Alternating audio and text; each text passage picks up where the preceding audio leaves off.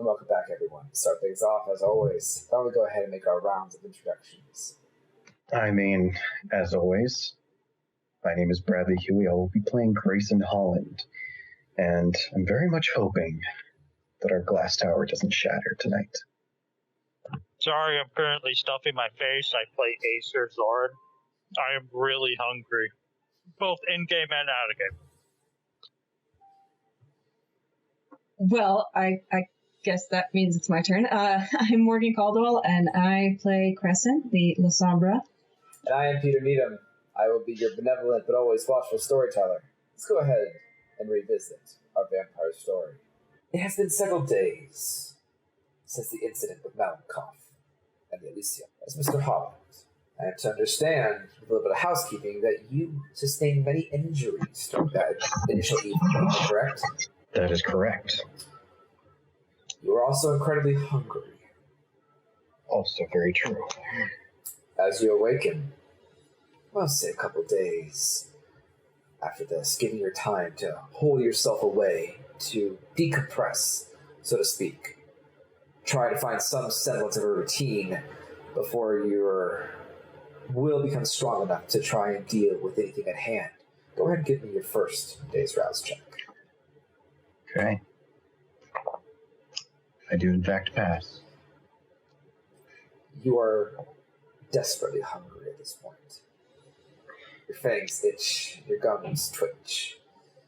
You feel your skin tighten as you crack your neck in hangry irritability.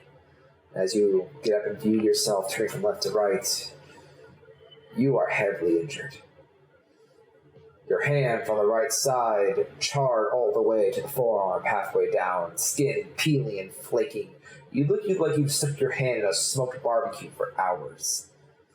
You can almost smell the meat coming off of you. Do you want to try and heal that aggravated damage point? I am desperately hungry, so before I try that, I would like to go and get something to eat. Fair enough. How would you like to dress yourself for the day? Today I'm going to go with work pants. I'm going to assume my button up and tie. However, I will make sure that the cuffs go to my hands, and I'll probably go over to my desk and open up the drawer and take one of the more traveling pairs of gloves that I have in there. Pop those on. It's agonizing, to say the least, to try and slip that glove over your sensitive flesh. You've had bad sunburns before. This, you can only times it in magnitude of the hundreds.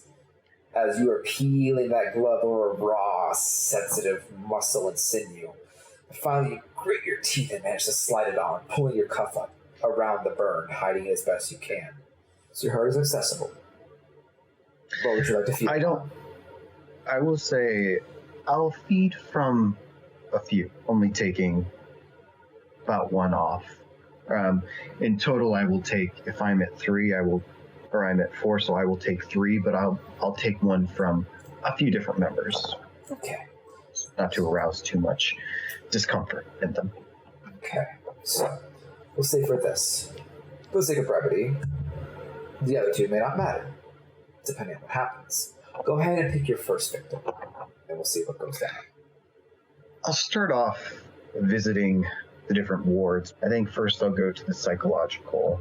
And are you looking for a specific residence at this time? At this time, no. At this point, I just need a little bit of something. Okay. You go into the more of the stressed out ward during a group therapy session, hang by through one of the open windows that many of the other treatment rooms have, and kind of observe. You see about 3 selections there in this current time frame for group therapy. 2 of them you recognize as you pass by frequently. One you know based off their dossier just from hand would be a David Artwood, the other a Gaddy Riviera. These 2 individuals suffer from steroid use individually. An addiction to working out has led them into a severe, uncomfortable relationship with steroids. I think I'll go inside the session, just kind of standing just inside the door, kind of prop myself up, and they notice me. I'll say, Carry on. Just act like I'm not here. Just observing. One of your many therapists that you keep employed here turns around and goes, "Oh, hey, Mr. Holland. Yep, don't worry about it. We're just wrapping up here in a bit." She is a very lovely looking young lady, probably maybe early 20s, maybe mid 20s. Vaguely remember her application. Her name is Cindy. Hard to remember. She's a pre-grad student for psychological therapy. She's putting in her mandated paid hours for schooling, which you're more than happy to oblige. In fact, many of your staff happen to be students, but luckily between you and Acer's financial ability, you'd like to try and give the up-and-coming potential of Seattle as much of a strong start as you can, even paying for their internships. But she kind of clasps a very large, thick, multi-labeled binder, and this is about maybe a good 2-inch thick binder with multiple tabs, all color-coded, highlighted in this page you can see, and she kind of closes it. She's like, "Okay, everyone, we're going to go ahead and wrap up this hour of today's session. David, I would like to speak to you later, just to kind of work on, see how you're doing personally with some of the things you opened about today, which, no pressure. If you don't want to talk about it, we can reschedule. But there's some things I feel like maybe it's best we have a one-on-one later. Ms. Garcia, you did also very well. Just try and think about some of the things that you shared. I know you didn't share much, but remember, this is a safe place, and this is going to come out all in due time. So just take it easy. If you need someone to talk to, you can talk to the rest of us or some of the other patients here, the ones that are available for social gatherings. It might do you some benefits to have someone you can lean on to kind of help those goals that I know you and I talked about in mind. But regardless, you'll do great. Have a great rest of your day, and I'll see you all in about a week, okay? The people are just kind of crossing their arms, many of them seeming to be a little uncomfortable in this space. However, the paraplegic soldier does give a polite smile with his hands folded. You can see he's wiping away some of his face a little bit. Maybe he seemed like he took a lot of the sharing session and maybe got something off his chest. But everyone moves their own time. They take the time to start folding up the chairs and setting things aside to make room for the next bouts of people coming in, probably very soon. Do you do anything in the meantime? I'm going to go over and help clean things up and just kind of go over to him like, "How's it going, everybody?" And it's just as always, if you're also looking for another ear, I offer 100% confidentiality as well. Go ahead and make a persuasion plus charisma, and don't forget you can add, I believe, +2 from your luxury. Got it. Persuasion. 3 successes. 3. They don't seem to react very much as you help fold away the nice, reinforced, cushy, fold-up chairs. As everyone's filtering out and you kind of hang behind to make sure everything's kind of properly organized, you do feel a small tap on your shoulder. I will turn around to see who it is. As you look to see David, as he seems to be a little nervous, and he kind of waits for a moment. He goes, "Hi, Mr. Holland." David, isn't it? Yeah. I'm surprised you remember my name. What can I do for you? Cindy, she's been really hammering hard on me trying to kind of open up about some things. Not that she's not kind at all, but I'm obviously here for a reason. I don't know. I'm sorry if I'm somebody coming across as rude. No. Well, honestly, they kind of tap him on the shoulder very gently, like, "David, first of all, thank you very much for saying this. I understand, but you don't need to worry. You have the right to ask for a male or female. It's no problem. It's what you feel most comfortable. We want comfortable, and then we're able to express ourselves."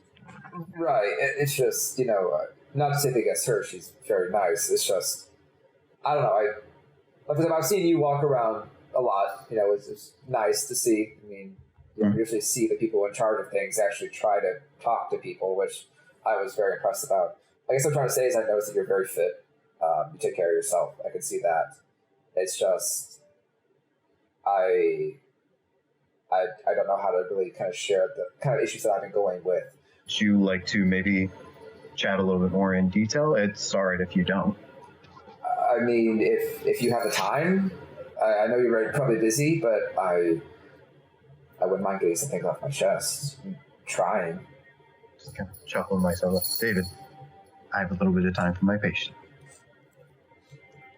Thank you. He seems very shy about it. He kind of rubs the back of his head. He's got a very nice, clean skin cut all across the part. If you weren't for the fact that a nice, thick patch of short mohawk on the top, he'd be almost damn near bald all the way down the skin. He's probably a good head taller than you, twice your weight class, easy. I'm going to turn around and, is anybody else still in the room? Looking around, most people have filed very politely out of the room, and you guys are alone. Perfect. I'm going to grab one of the chairs if I'm still holding one. I'm going to kind of collapse out, like, if you want. Yeah. He does sit down as you put the chair out for him. Looking around, though, you do know that there are windows to this room, so people could see inside. Give me 1 second, David. I'm going to go over to the windows and I'm going to shut them. Pull down some of the nice blinds, close some of the curtains that exist in every room. Luckily, due to your guys' luxury for the space, even though it is kind of a multi-purpose room, it doesn't feel like it. If you ever walk into a really nice plastic surgeon's office, it's nice and carpeted. It's very well temperatured, a little cool, but pleasantly. There's some very nice wood paneling on the walls, curtains in every room. Nothing looks cheap. It's comfortable, no matter where you go. I'm going to go over to the door of the entrance. Does it have a lock on it? It does. I'm going to lock that. You hit the one deadbolt that exists in there. Okay. Alrighty. Just us. Yeah. I spent a lot of time trying to think about, because Cindy wanted me to kind of touch on like why I thought doing the way I did it was necessary. Why did I hit things so hard, and where did I possibly cross over from a healthy lifestyle to... She didn't use the word obsession, but I think that's kind of what she meant.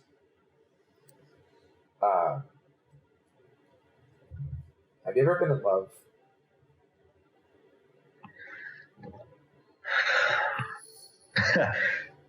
Don't worry, it's a new one. It sounds stupid, I know. It just... No. There's no... Like I've been told before, there are no stupid questions. There was a time. Definitely was a time. It just, at the time, didn't go exactly how I had planned it to go. It became the needs of the one or the many. And in the end, I thought that those of the many deserved more of my time. Then you understand when things don't go as planned. About 3 or 4 years ago, I had a fiance. And I was never like an attractive individual. I mean, I wasn't cut, but I'd say I was okay. But I loved her to death. And it was great for a number of years. Long story short, she started spending a lot of time at work. She stopped talking to me as much. We weren't always as intimate. She started arguments all the time, no matter what I did.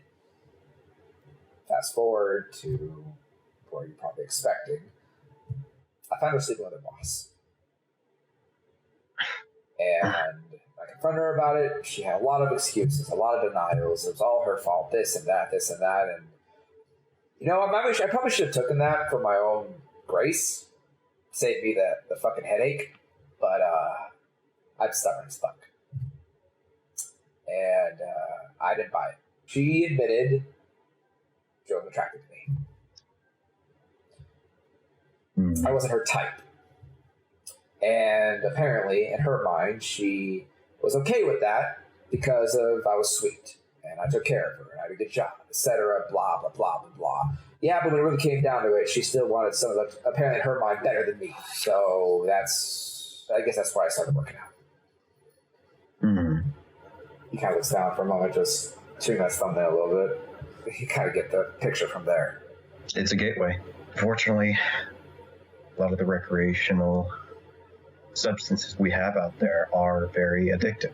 They have results that are, I won't lie, they are very rewarding at first. Yeah. But the worst part is that those feelings of good last less and less every time, and you hit that that need even quicker. Yeah, I definitely noticed that when I started punching holes in the wall. And then I lost my job because of anger issues. So, bless my mother's heart for great medical insurance, which is why I can afford this place, but I guess that's... I'm not really sure why I told you all of that. I really don't, but I guess that's why I'm here. But you probably already know about. I mean, I have read your file, just to get a general idea, but I sometimes prefer to hear it directly from them, from the person, to get their point of view, to understand how they are interpreting things. Not to sound like I'm dissecting you or something like that. It's fine. I'm not necessarily a hard breed. I was a simple guy before all of this, and I mean, I guess the best thing I could ask is, how do you deal with that? Like, granted, luckily, I don't think I was too deep. I think I can recover. He kind of rubbed his arm a little bit. You can see some of the loose skin that he has to kind of like tuck away underneath his shirt a little bit subconsciously. Like, I'm probably going to recover from a lot of this, I think, but it still hurts. Like, all I want to do right now is go hit the gym. I want to go upstairs. You guys have a nice facility. I just want to go upstairs. I just want to live in that gym. I don't want to go anywhere. I don't want to go see family. I don't want to go see friends. I don't even want to go home. I just want to stay in the gym and never leave. Like, how do I even get past that feeling? Well, I see there are a few options. Option one is, I don't think you should stop exercising. I don't think it is a bad thing to keep physically well. I mean, myself, I actually do a little bit of judo on the side to keep myself, feeling pretty loose and limber. Well, you look great, honestly. Thank you. Honestly, you yourself, look at you. I know where all my height went with you. I wouldn't say that. I'm not what I used to be, but yeah. In the first option, we still, I think, exercise is important. But the most critical part will be when you reach that point, like when your body is telling you that is enough, we need to find an activity or something to bring you back down, to level this, your mind, will level that, bring that down, and then the body will come with it. So, find another hobby. Something like that. I mean, afterwards, maybe cool down with, have you ever tried hot yoga? We've been thinking about implementing if we had more patients who are willing to. I know it sounds strange. I mean, it's something like that. Like, I mean, unfortunately, I don't believe I can get the zoning laws for a hot tub around here. Even though, trust me, I would. I mean, that would be nice.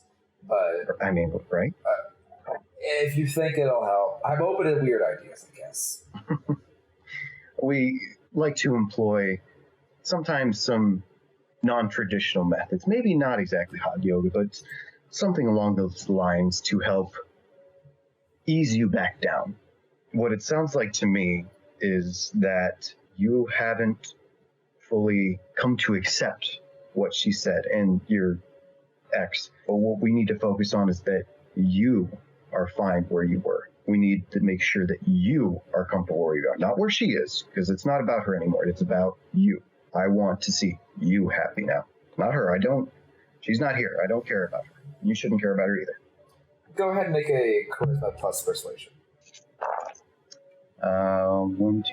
3 successes. Successes. He kind of leans back in his chair. You see his shoulders kind of relax.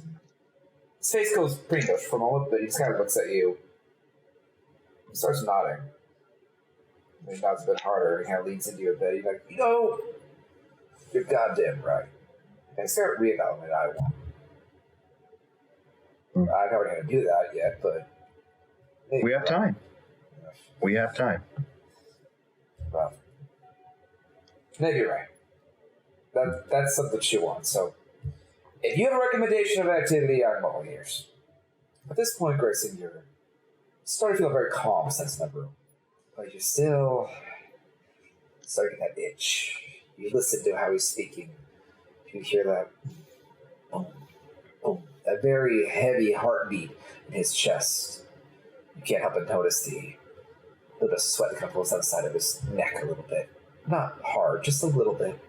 Probably left over maybe a morning workout before the session. You can see that vein in his neck throbbing every so often. This man is still pretty fit, very low body fat, which means you can see almost the veins in his neck pulsing. You are very hungry. How do you want to proceed with this? Is he still sitting in the chair? He is. I'm going to put a hand on his shoulder like, okay, I tell you what, we'll try something right here. It's going to be a kind of a mental exercise. You want me to give this a try? Yeah, sure. Okay. Yeah, okay. So first things first. It's gonna sound weird. Trust me. First, we're going to quiet the mind. Okay. Think about, what does David want? All right. What does he want? And then I want you just to focus on that. Kind of repeat quietly to yourself, what does David want? What does David want? Are you trying to compel him? It's when I say, and we are going to remain calm. And that's when I will use compel. Alright. He is immortal, no roll needed. But he kind of starts closing his eyes and nodding after a moment, kind of slowly muttering quietly, like, what does David want? What do I want? It's over and over again. It's a little resistant at first, but as you kind of edge him into it, he seems to start leaning in. The moment you say calm, you see his shoulders just really relax. He takes a deep breath as his head kind of leans forward. And now I need to take what I need. I will feed off of him. You lean in behind him, your hands on his shoulders, and the feints go in. But the moment you hit that vein, it bursts with flavor into your system as you begin to drink. Very, very melancholic. It's sad, but there is a peace within that sadness, that humanity taste. Not quite like Claire's, but sombering in what this man has lost and the pain he's had to go through from that loss. That heartbreak still heavily flooding through his system. That hormonal taste of sadness and pain, reminding you of what it means to be alive. Just go ahead and make a hunger frenzy test. Okay. 1, 2, 3, 4. 4 successes? Yes. How much do you take? I mean, he seems healthy. I'll take 2 for now. You'll take 2. Take 2. I don't want to take 3. And you feel that itch. You'd hold it tightly, almost aggressively close to you as you begin to feed and pull and pull and pull. And you kind of crack your neck a little bit and rein it back in. Force yourself to pull away, shaking ever so slightly. And you cover your lips, wiping out the blood very quickly, and licking the wound shut. Your hands are shaking a little bit, but you have to take a breath as he goes, oh, man, I don't even know what the fuck you just did to my neck. Oh my god, that was a crick that I've been dealing with for weeks. David, I probably should warn you, you have some knots in here, like maybe a chiropractor. Rolls his neck around a little bit. I feel great as he kind of leans his head like, whoop. Little light head actually as he kind of sits back down in the chair. Oh, I still feel good. Damn. Yeah, not too quick. Sometimes we gotta let the blood rush back to every part of us. It just take a minute or two. Yeah. Okay. Because I'll tell you right now, stress from up here definitely populates to everywhere else. Yeah, I heard that before. I kind of feel it. Anyway, I don't take any much more of your time. I know you're busy. As he slowly kind of gets himself to his feet, a little wobbly for a second, but he straightens himself out. I would recommend probably just taking it easy tonight, maybe. Yeah. I might go down to the kitchen and see what the cafeteria's got up for snacks. I could use a munchie. Yeah. Yeah, maybe a little bit extra. Maybe some sugar. Yeah. Can you unlock the door? Yeah. Oh, yep, no problem. I'm gonna kind of hold onto his shoulder, kind of like gently, and unlock the door, open it for him, and just kind of lead him out into the hallway. Perfect. He does kind of leap out. You kind of put a big old mitt on your shoulder, like, thanks, boss. I appreciate the talk. Saunters his way down the hall with a bit of smile on his face. Get yourself in control for now. So, for the sake of brevity, if you wanted to nibble off somebody else in your herd and go down to one hunger, no problem. I'm going to actually go and find Sydney and give her a small report on him, and take off that last little bit, just as she's writing the note. You call her into your office, have pleasant chats, and work some of your magic, taking a little nip to take off the edge. Not pushing too far, though. She's a live woman. You don't want to make her pass out. But you take care of that and get yourself down to 100 without problem. But as you wipe away your blood from your mouth, your radio goes off. I'll pick up. You hear Alex, hey boss, you hear some loud white noise in the background. Yeah, you hold on, okay, yeah, I'm calling him. Jesus, fuck. Yeah, what's going on? I have some guys here in, like, a van. They say that you're expecting them. Where do you say you're from? Okay. Apparently it's some real rough-looking guys from some motorcycle shop or something like that said you want an inquiry. They're going to build you a rig or something. Oh, finally. Yeah, that's them, actually. I had seen if I can help pull over the car, but yeah, they're fine. Go ahead and let them in. Okay, yeah, they said you're good. I'm letting them in. Mm-hmm. Thank you. Sit in your office and make yourself a little more comfortable. Your wounds are still prevalent. Would you like the chance to try and work on those? Yes, I would. Go ahead, give me 3 rouse checks for the aggravated if you want. Okay. That's a success. That is a success.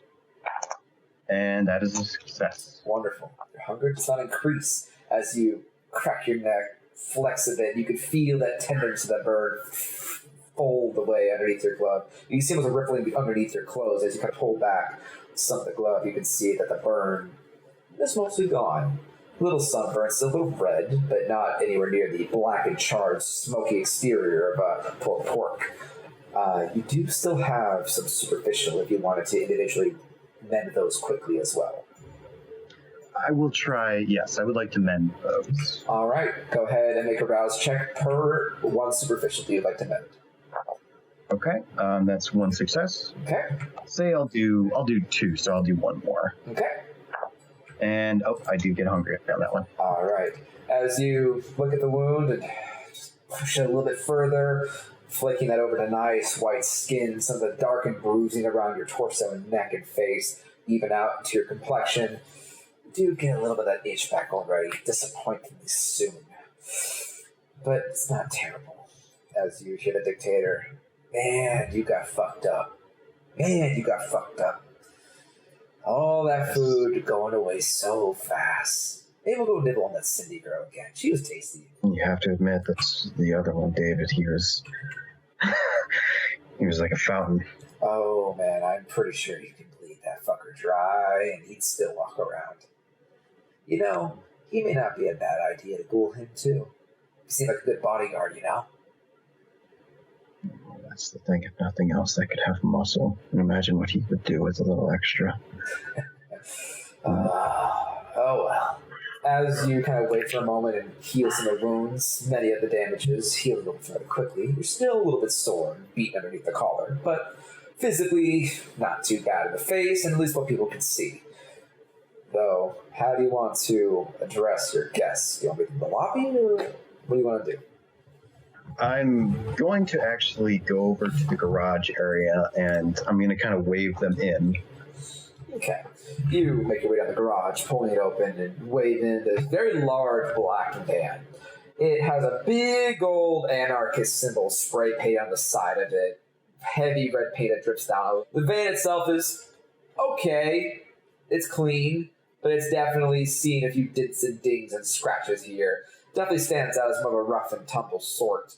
As Van pulls in with its bright sun, kind of cover your face, and the obnoxious flood pulls like a nice donut, not aggressively, but inside the garage to find a nice spot before parking right next to your still pretty dilapidated truck. The ignition turns off as you see Genghis open the door and step out the driver's side, as on the other side you hear two more doors. One, to your disdain, opens very aggressively. You swear to God that passenger door just hit your truck. As you hear several other sets of footsteps crawling out of the van as well. The door's closing as you see Genghis. Grayson, dude! Genghis? Yeah. How are you doing, buddy? What's going on? Hungry. Very Fair hungry. Fair enough. So, where's dinner? Where do we go? Oh, I'll walk you around, see what you like. Fair enough. Caps fingers. Boys, as you see three other individuals kind of flanking around the actual van itself. Go inside. Go find your favorite. Take your pick. All right. The guy's just going to immediately shove past Genghis, kind of shoulder checking you a little bit, complete disregard for you as they slip off into the main lobby without your string. Genghis just kind of smiles wide and stuff like, I think I'll go cruise around myself.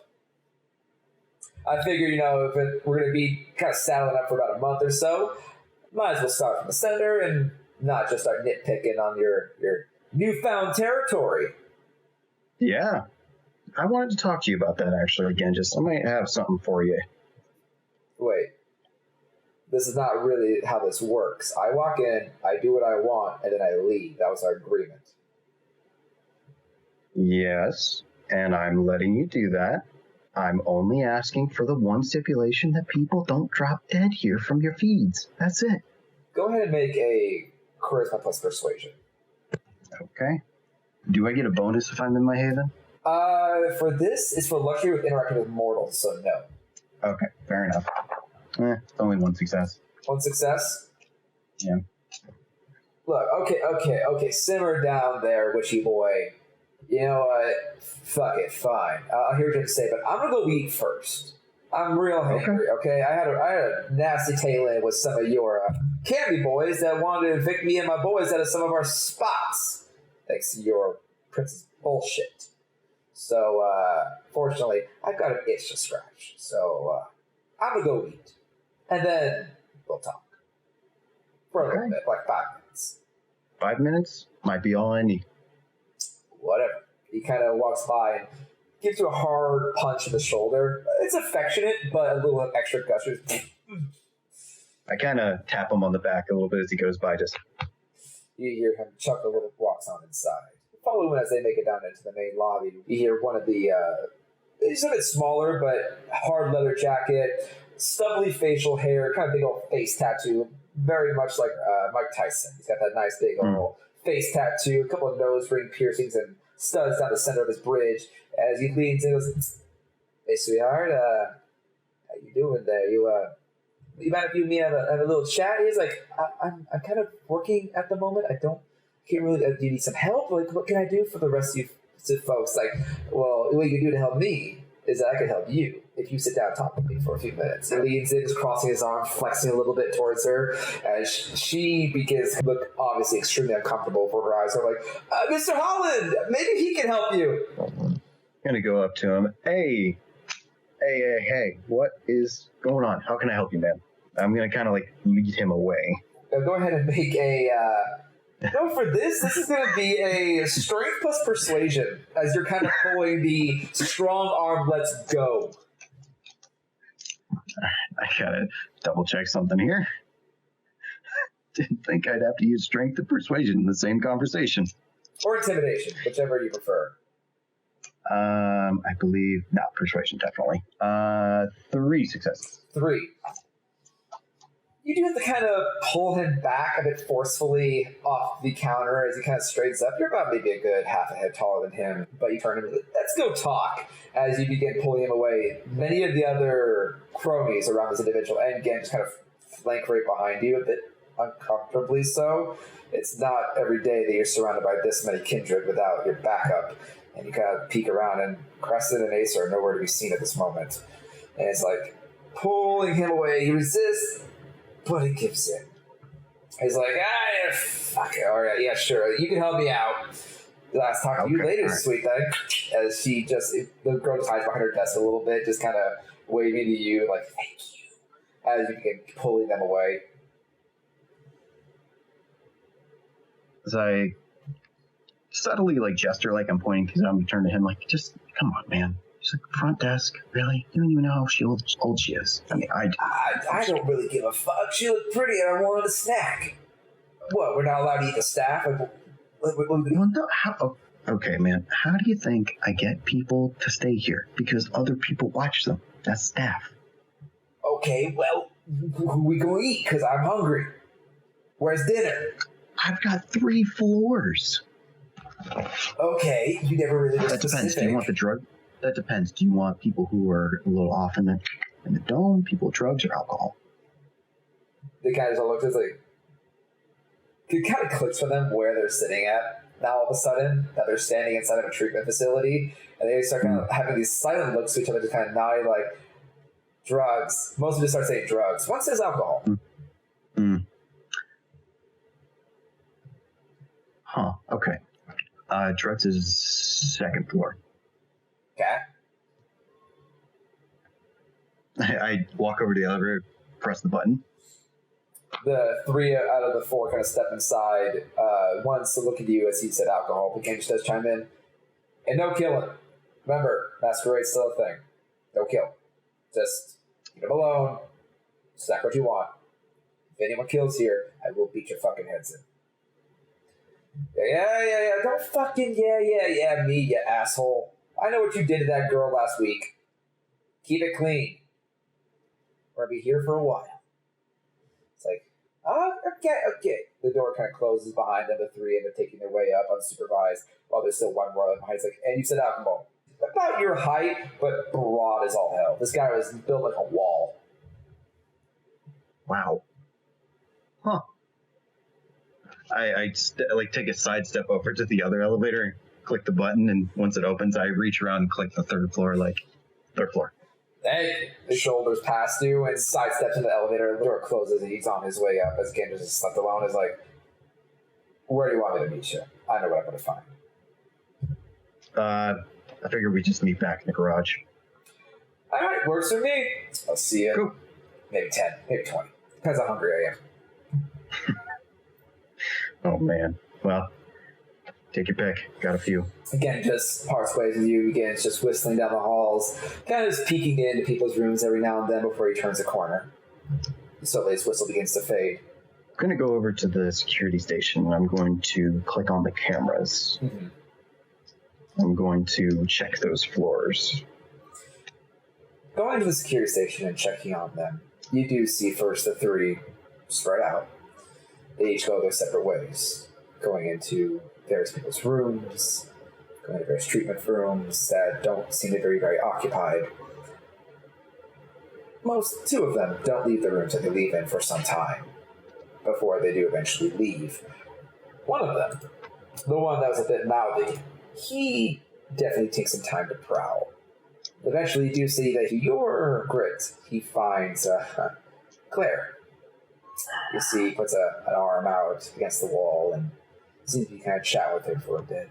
They seem to talk for about 4 or 5 minutes before you see her kind of give it a shy smile, puts his arm around her, and she's definitely hesitant about it, but he does seem to lead her down the hallway around a corner. It disappears and appears to be a janitor's closet. Go ahead and give me a Wits plus Technology. For goodness. Wits and technology. I don't think I have any technology. I do not. Okay. I would have 2 wits. Just switch then. As you're kind of fumbling with the cameras. Hallelujah. Christmas. 4 successes. You're very cumbersome with the cameras. You have a general idea of how they work, but you're kind of finding you're having to, oh crap, not that window, that button, and you may have killed a camera window by accident. You're not entirely sure to fix that. If that Acer fix that later, but you do find Genjis eventually. He seems just as he is walking out of somebody's room. You see he does wipe his face and back and forth. seems more preoccupied with the space, however. Continues to walk around the halls, and you kind of click through the cameras following him as he goes. And he spends most of the time just walking, looking around. If you see him kind of tap on a wall here and there, continue walking. Look through another room, check a doorknob, peek his head inside of ones that are open. You see him smile and wave as if maybe he interrupted a session. He excuses himself politely. He carries himself interestingly, despite his size and despite his demeanor. He carries himself like someone with etiquette. His hands behind his back, his shoulders back, as if he has experience with manners, despite him never showing that kind of etiquette to you. But he just seems very explorative as he makes once, but not twice, but 3 times he walks to this lower level. Just kind of getting us, it seems to be a lay of this area. Before he starts making off his way towards the garage. Interesting. What are you looking for again? Or what, I should say, what are you evaluating? Interesting. Very interesting. With that, I'll make my way over to the garage area. Fair enough. You make your way to the garage, and Genders is just sitting on the hood of his van, picking away at his nails. Hey! It's good eats in there. Kept me waiting, though. Been here for like 20 minutes. Oh, my bad, man. I didn't know you were still sitting here. Figured you'd take your time or something like that. Hey. I did. You know I what? told you I was You know what you peckish. I told you I was peckish. I didn't need that much. I was hungry. You know what? I respect it. You like what you like, and you're gonna get it. Yeah. So, fuck you want, man. I didn't really think that this whole agreement was going to be some kind of social call. I thought it was going to be basically like a hookup. I come in, I get what I want, and I go. So, fuck you want. Oh, man. I just wanted to talk to you for a second about that whole territory thing. It sucks. He rolls his eyes. Yeah, it fucking sucks. You know what? Can't do fucking much about it. Real bitch, too. That territory used to belong to me and my crew. Fuck, man. It's a damn shame. I wonder if I could help you with that. Fuck you want talking about you're gonna help us. Well, that little bit of territory that used to be yours. Little is putting it lightly. I put it lightly. That little chunk of land you got. Good chunk. To be fair, it's not just mine. You pissed off a lot of anarchs, man. I've got space to spare. If I wanted some tail, I could get it. I'm just milking where I can because you owe me. But the thing about it is that I'm not the only anarch you pissed off in this city. The only reason I fucking say anything is because, well, you joined the Cammies. I'm pretty sure that even after that generous offer Mal Davis gave you, you probably got a sense you stepped on some fucking toes. And then your benevolent prince just put a big old fucking X on your back. So I'm just getting fed while I still can. This place is still alive. Because next thing I'm pretty much sure, you're probably going to see this place burn to the ground for all I fucking care. It would be a damn shame if that happened. You thank your prince for it, though. Oh, trust me, Genghis. I know that there's something different about this world. Because you're right. I don't like that all of a sudden that I was put at the front lines. Or I should say me and my coterie got thrown into the front and watched the, as I point to him, no offense, wolves. Well, kind of waves his hand dismissively at it. Like I said, Mel Davis gave you guys an out. She was impressed. I told her it was a bunch of bullshit. She was wasting her goddamn time. But Mel Davis was really convinced, and her and the other one thought it was a really good idea to extend you and your friends an offer because you were tough enough to take down an elder. You know, it took 3 of you, and basically you and your friend looked like fucking Swiss cheese by the end of which, you know, your faces looked pretty after that whole incident. You showed up looking like shit the other night. So it's good to see that you're still breathing, kinda. To be fair, I was right. It was a big waste of fucking time. You camps are all the fucking same. Hey, man. Some of us get stuck where we are. We don't have a choice. You had a choice. Paul Davis gave you that choice. You could have walked away with us. Yeah, with nothing else to show for it. That whole burning my shit to the ground would have happened that same night. Yeah, I have but nothing. The fun thing about it is that we'll never know. Let's just say the Anarchs could have helped you out. Could have locked down some borders. After all, giving us a big old heavy La Sombra boy that's 2 clicks away from fucking going off on somebody That was a fun little idea. But now you got to deal with the opposite problem. See, the cam are the cam, but the prince is a fucking moron. If he thinks letting the Sombra in and letting them do what they want is a great fucking idea, well, he's going to have his own shit to deal with. It's only going to make our lives easier. But we were trying to save you from that because you actually impressed us. You were diplomatic and you could fight. We thought you'd reasonable, but oh well. So I'm just soaking it where I can because I don't expect this place to be standing much longer anyway. Well, I'll tell you what. I'll leave you with one last thing before you go. Just something to think on. I'm still waiting for my guys, so by my count, you still got 3 minutes. That territory got taken from you. Apparently, Prince gave it to me. So I'm thinking, since I'm in control of it, I can tell who can and cannot go in it, right? I mean, that would be the thought. And what if I was supposing that I let you guys in? It's yours to begin with anyway. I'm just trying to get some nice relations going, even if it's like, hey, I know this used to be yours. Give it a try. I can tell you yes or no. And then you'd have the approval of a candy. I mean, I figure as much as you hate it. Go ahead and make a charisma plus persuasion. One success, but one is better than none. He kind of leans back and forth. I don't fucking know, man. You do realize like how this shit works, right? Like, you're a candy. I'm an anarch.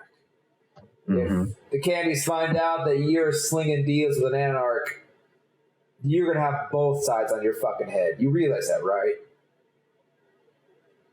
Not if I tell them I'm trying to foster good relationships.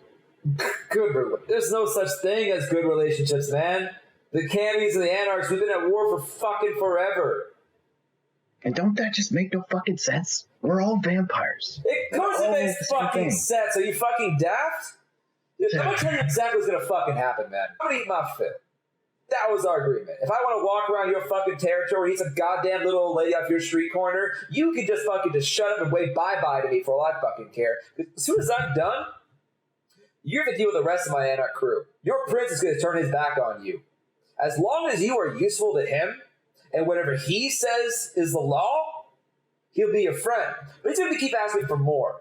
Next thing you know, he's gonna be changing the way what you can and can't eat, what you can and can't do, where you can go, where you can go, where you can't go, and what you can and can't do. He's been putting down so many fucking laws on your head and controlling what you can and can't say and do for the fucking rest of eternity that you will have no power. And you're going to find you're going to be copping off flesh every fucking night to appease his fucking ego. And then what happens when you fuck up? Attorney's a long time. You got lucky the past month by what I heard. I heard of several potential masquerade breaches. Don't think I didn't hear about that little spat with your fucking truck in the middle of a place outside of Crooks, which, by the way, conveniently, no one's seen him for a while. Not saying he did anything, but no one's seen him. And your truck was the last thing to be heard on the fucking news. What about those ghouls that got their heads smashed a few weeks prior? They made it in the news too. So what happens when your prince thinks you're too much of a fucking liability? And so decides, you're not worth the trouble. Sends its hounds after you. Sends its new, fresh, shining Sombra sheriff after you. Levels this whole fucking place to the ground. Next thing you know, you're just on the news. Poor little old Mr. Holland, murdered by some rampant airway active shooter that gunned down his entire facility. Boo-hoo, cry me a river.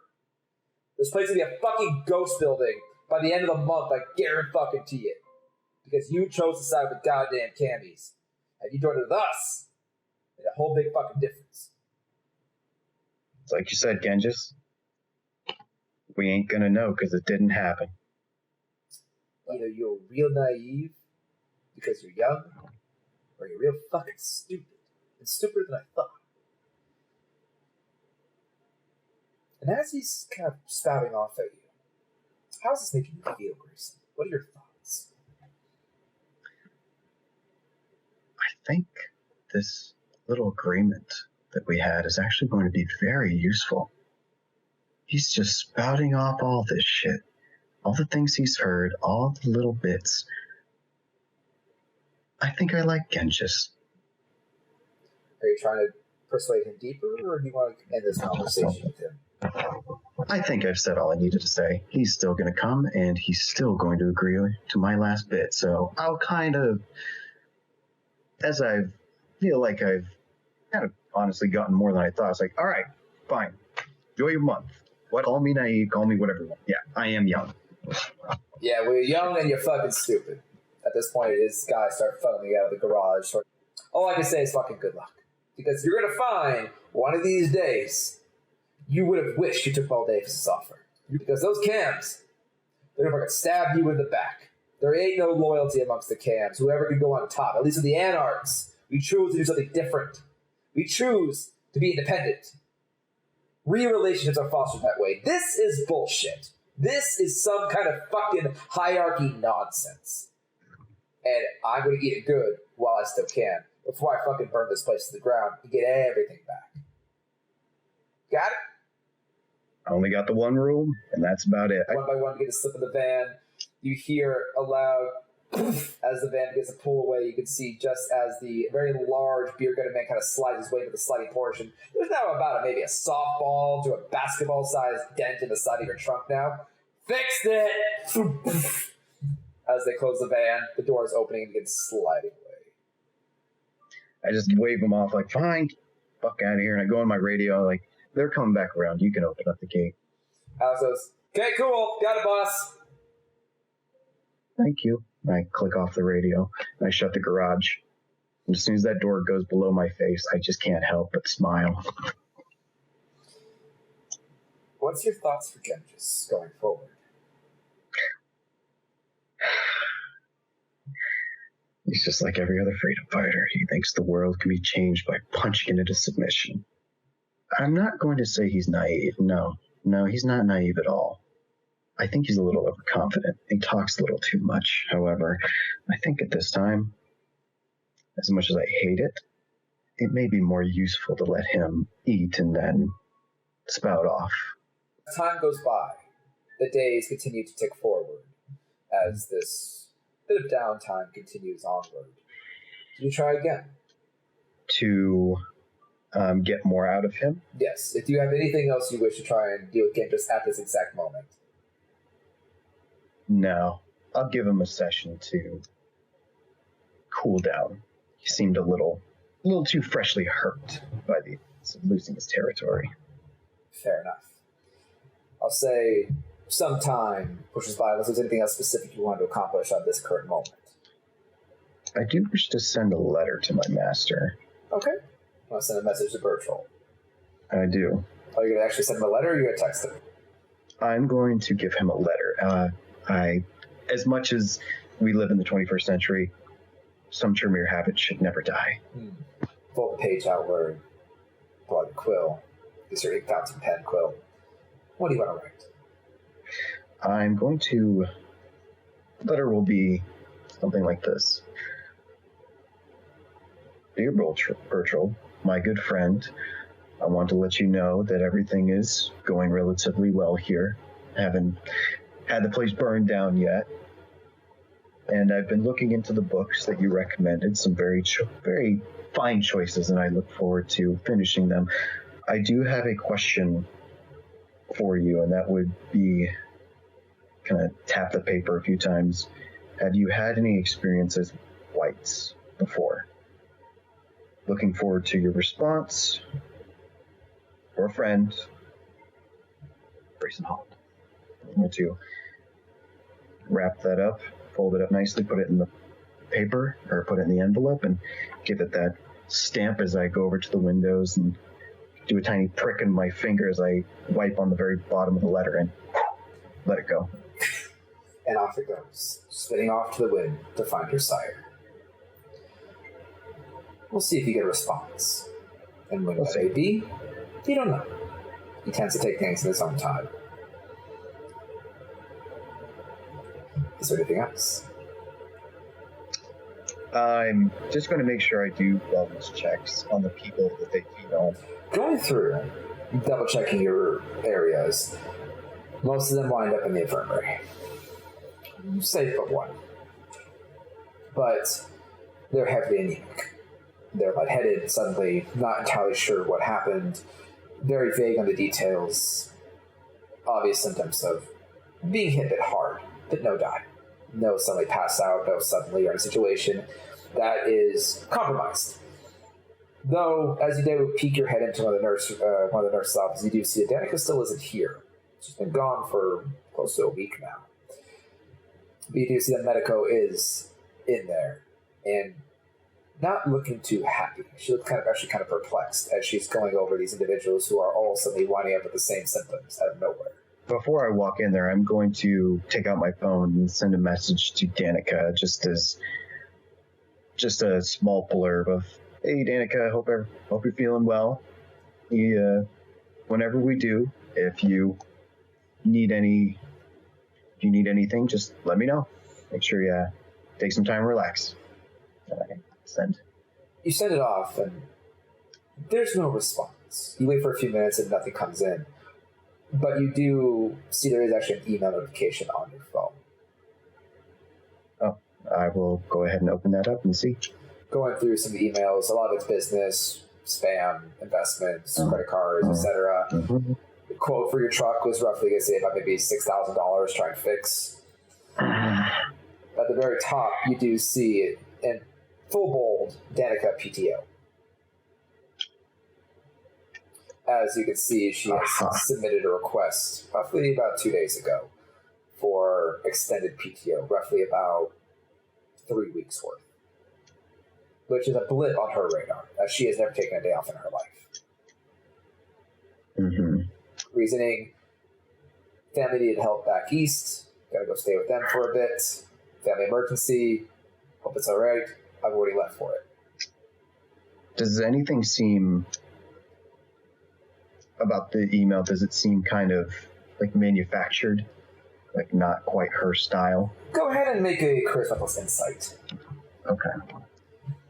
I probably wouldn't get would I still get the bonus, or does that only work for people in my... For where they're in. The luxury makes them comfortable and easy to talk to. Fair. 2 successes. 2 successes. It doesn't sound uncharacteristically like her. It just doesn't feel manufactured either. It just feels very short.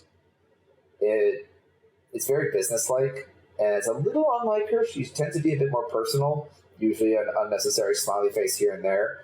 But it fits her vocabulary. It just seems very brief. Okay, that's fine. I might make a point to visit her where she lives at some point in the future. For now, you do see that Medico is in there. She's taking vitals of the 3 individuals, now 4, as one kind of brushes past you. Like, oh, excuse me, one kind of bumps into you. You do see it is Clary. She goes, oh, sorry, Mr. Holland. I need to go see Medico. I'm nauseous, as she kind of slips by into the door. Yeah, no problem. Just take it easy. Maybe I can get you something to drink in the meantime.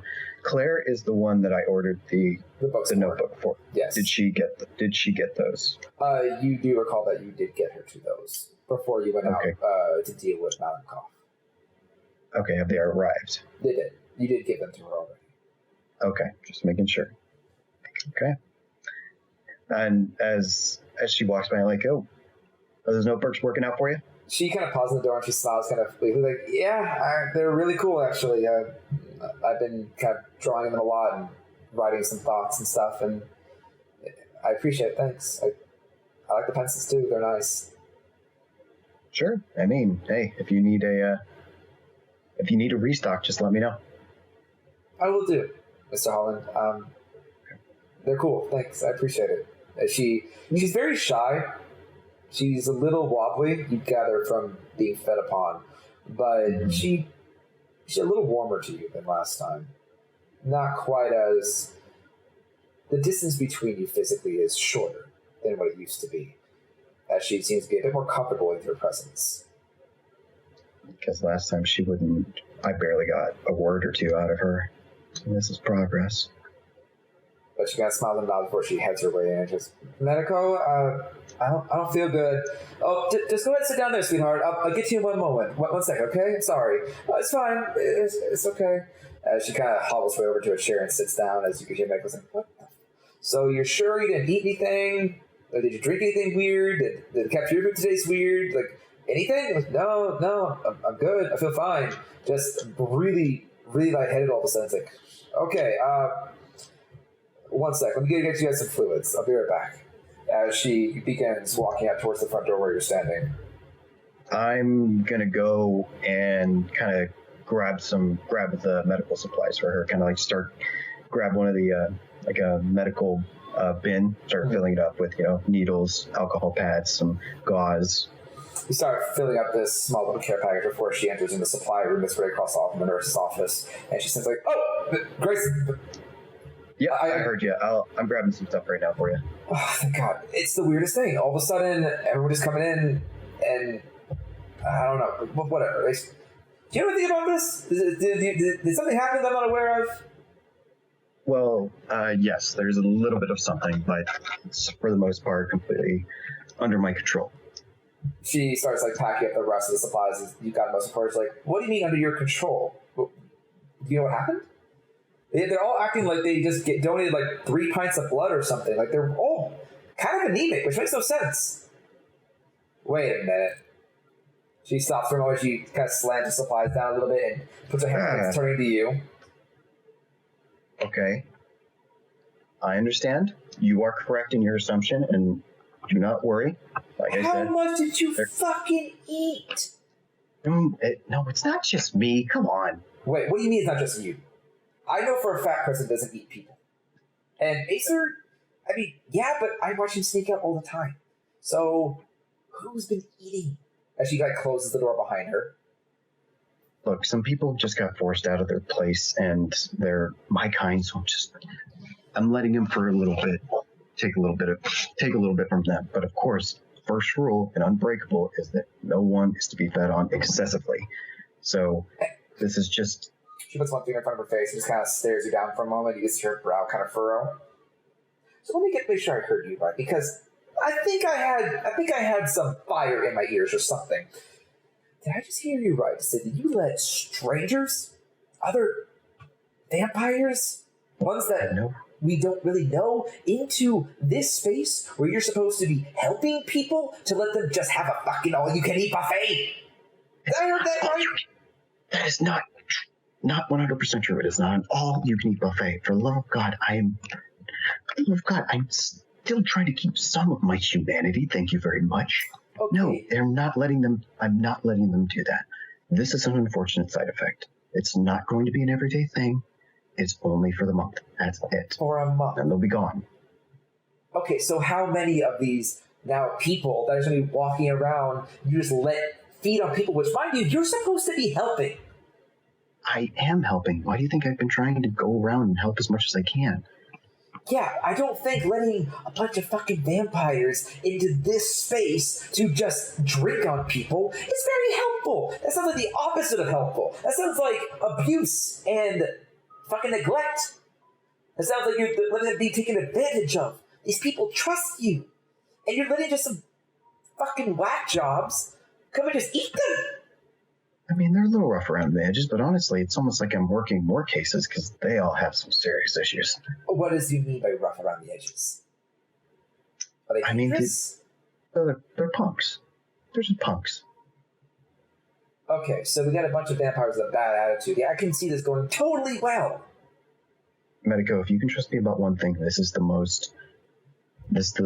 path of least resistance. Trust me. And the least amount of bad things happening.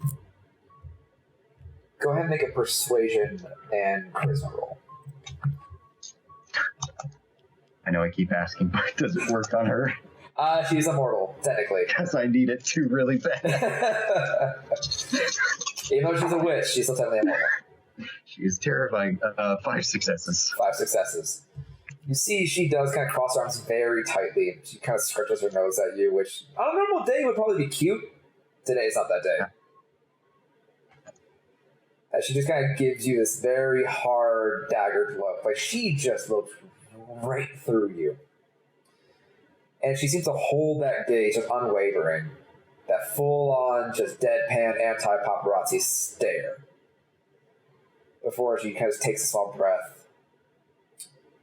Grayson, I want to believe you're a good guy. Crescent likes you, Acer likes you, and they say a lot of good things about you. But first with Rudy, and now this, I'm going to trust you. I don't like this. I really don't like this. And if I find that anybody suddenly fucking dies because of this, you're going to start talking to me in a way that you don't want to talk to me like. And I will find you.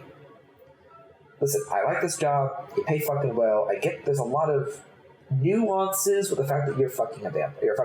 I get it. I really do get that. Same way as I have to try and keep my fucking temper every day so I don't blow this fucking place open with a fireball.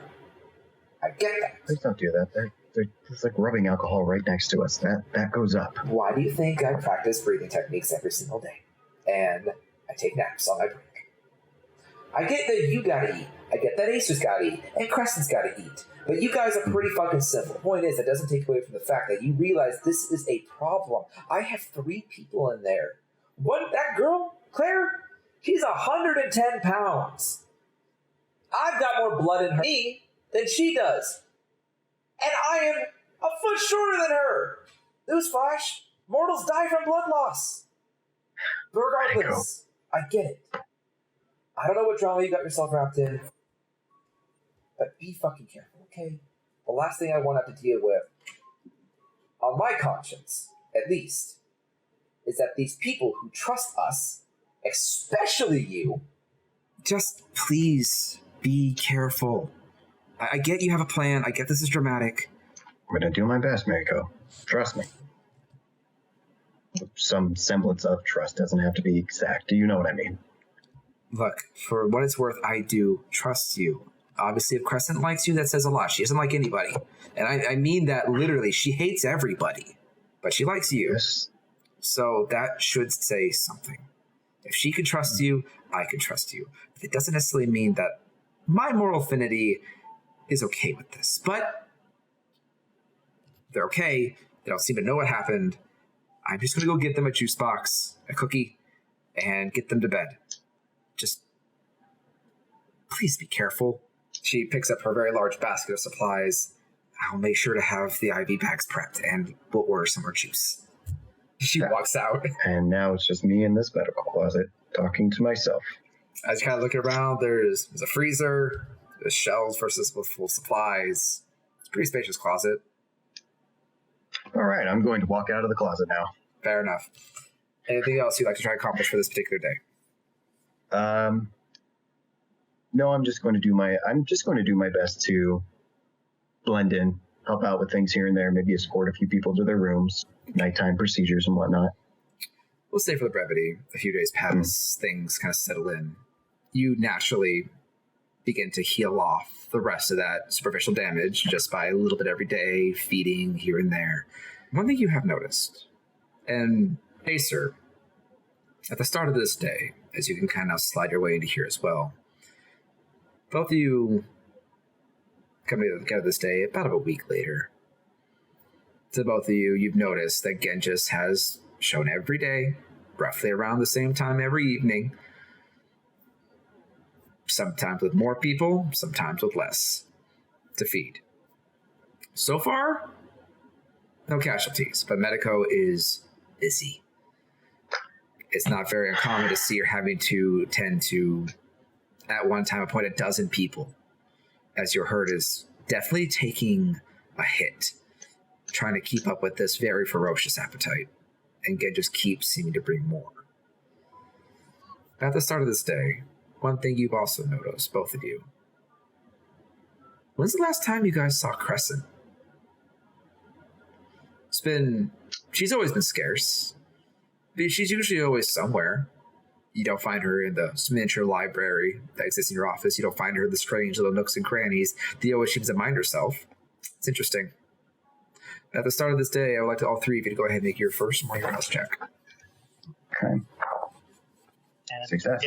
If possible, as soon as I see signs that it was here, just throughout those times, I'm going to go ahead and buy a lot of crates of water, some vitamin supplements, just to have some little extra stuff to help out Medical in the ward to make her job a little easier. Start getting some cases of Pedialyte. Exactly. Your resources, being as high as it is more than easy enough to account for this. It's a little bit beyond your normal business expenses to maintain, so it costs a little bit extra, but it's more than reasonable. And I definitely will say with Medico's skill base, it does help. And so far, despite the aggressive feeding, it has kept it level. She's busy, but no one's fallen into an emergency situation yet. But the month is only about a quarter over. And Genghis has definitely been taking advantage of the free food. Okay. And with that, I did succeed in my check. Beautiful. And Crescent, a morning rouse for you as well. Success. Beautiful. But as Acer and Grayson, you both arise. These thoughts kind of hit your head as time goes by, living day to day, trying just to get a semblance of calm. What do you guys want to do? I think if I haven't seen her very often, I'm probably going to make my way over to the cathedral, like first things first. Or the chapel, excuse me. And what about you, Acer? She usually likes to be alone, so I wouldn't notice anything that odd. So what I'm going to do is I'm going to go to Medical first and ask if she's seen her around lately. And that'll give me that little ting of, yeah, I better go check her. So, while Grayson takes his time to get ready, usually takes always a little bit longer.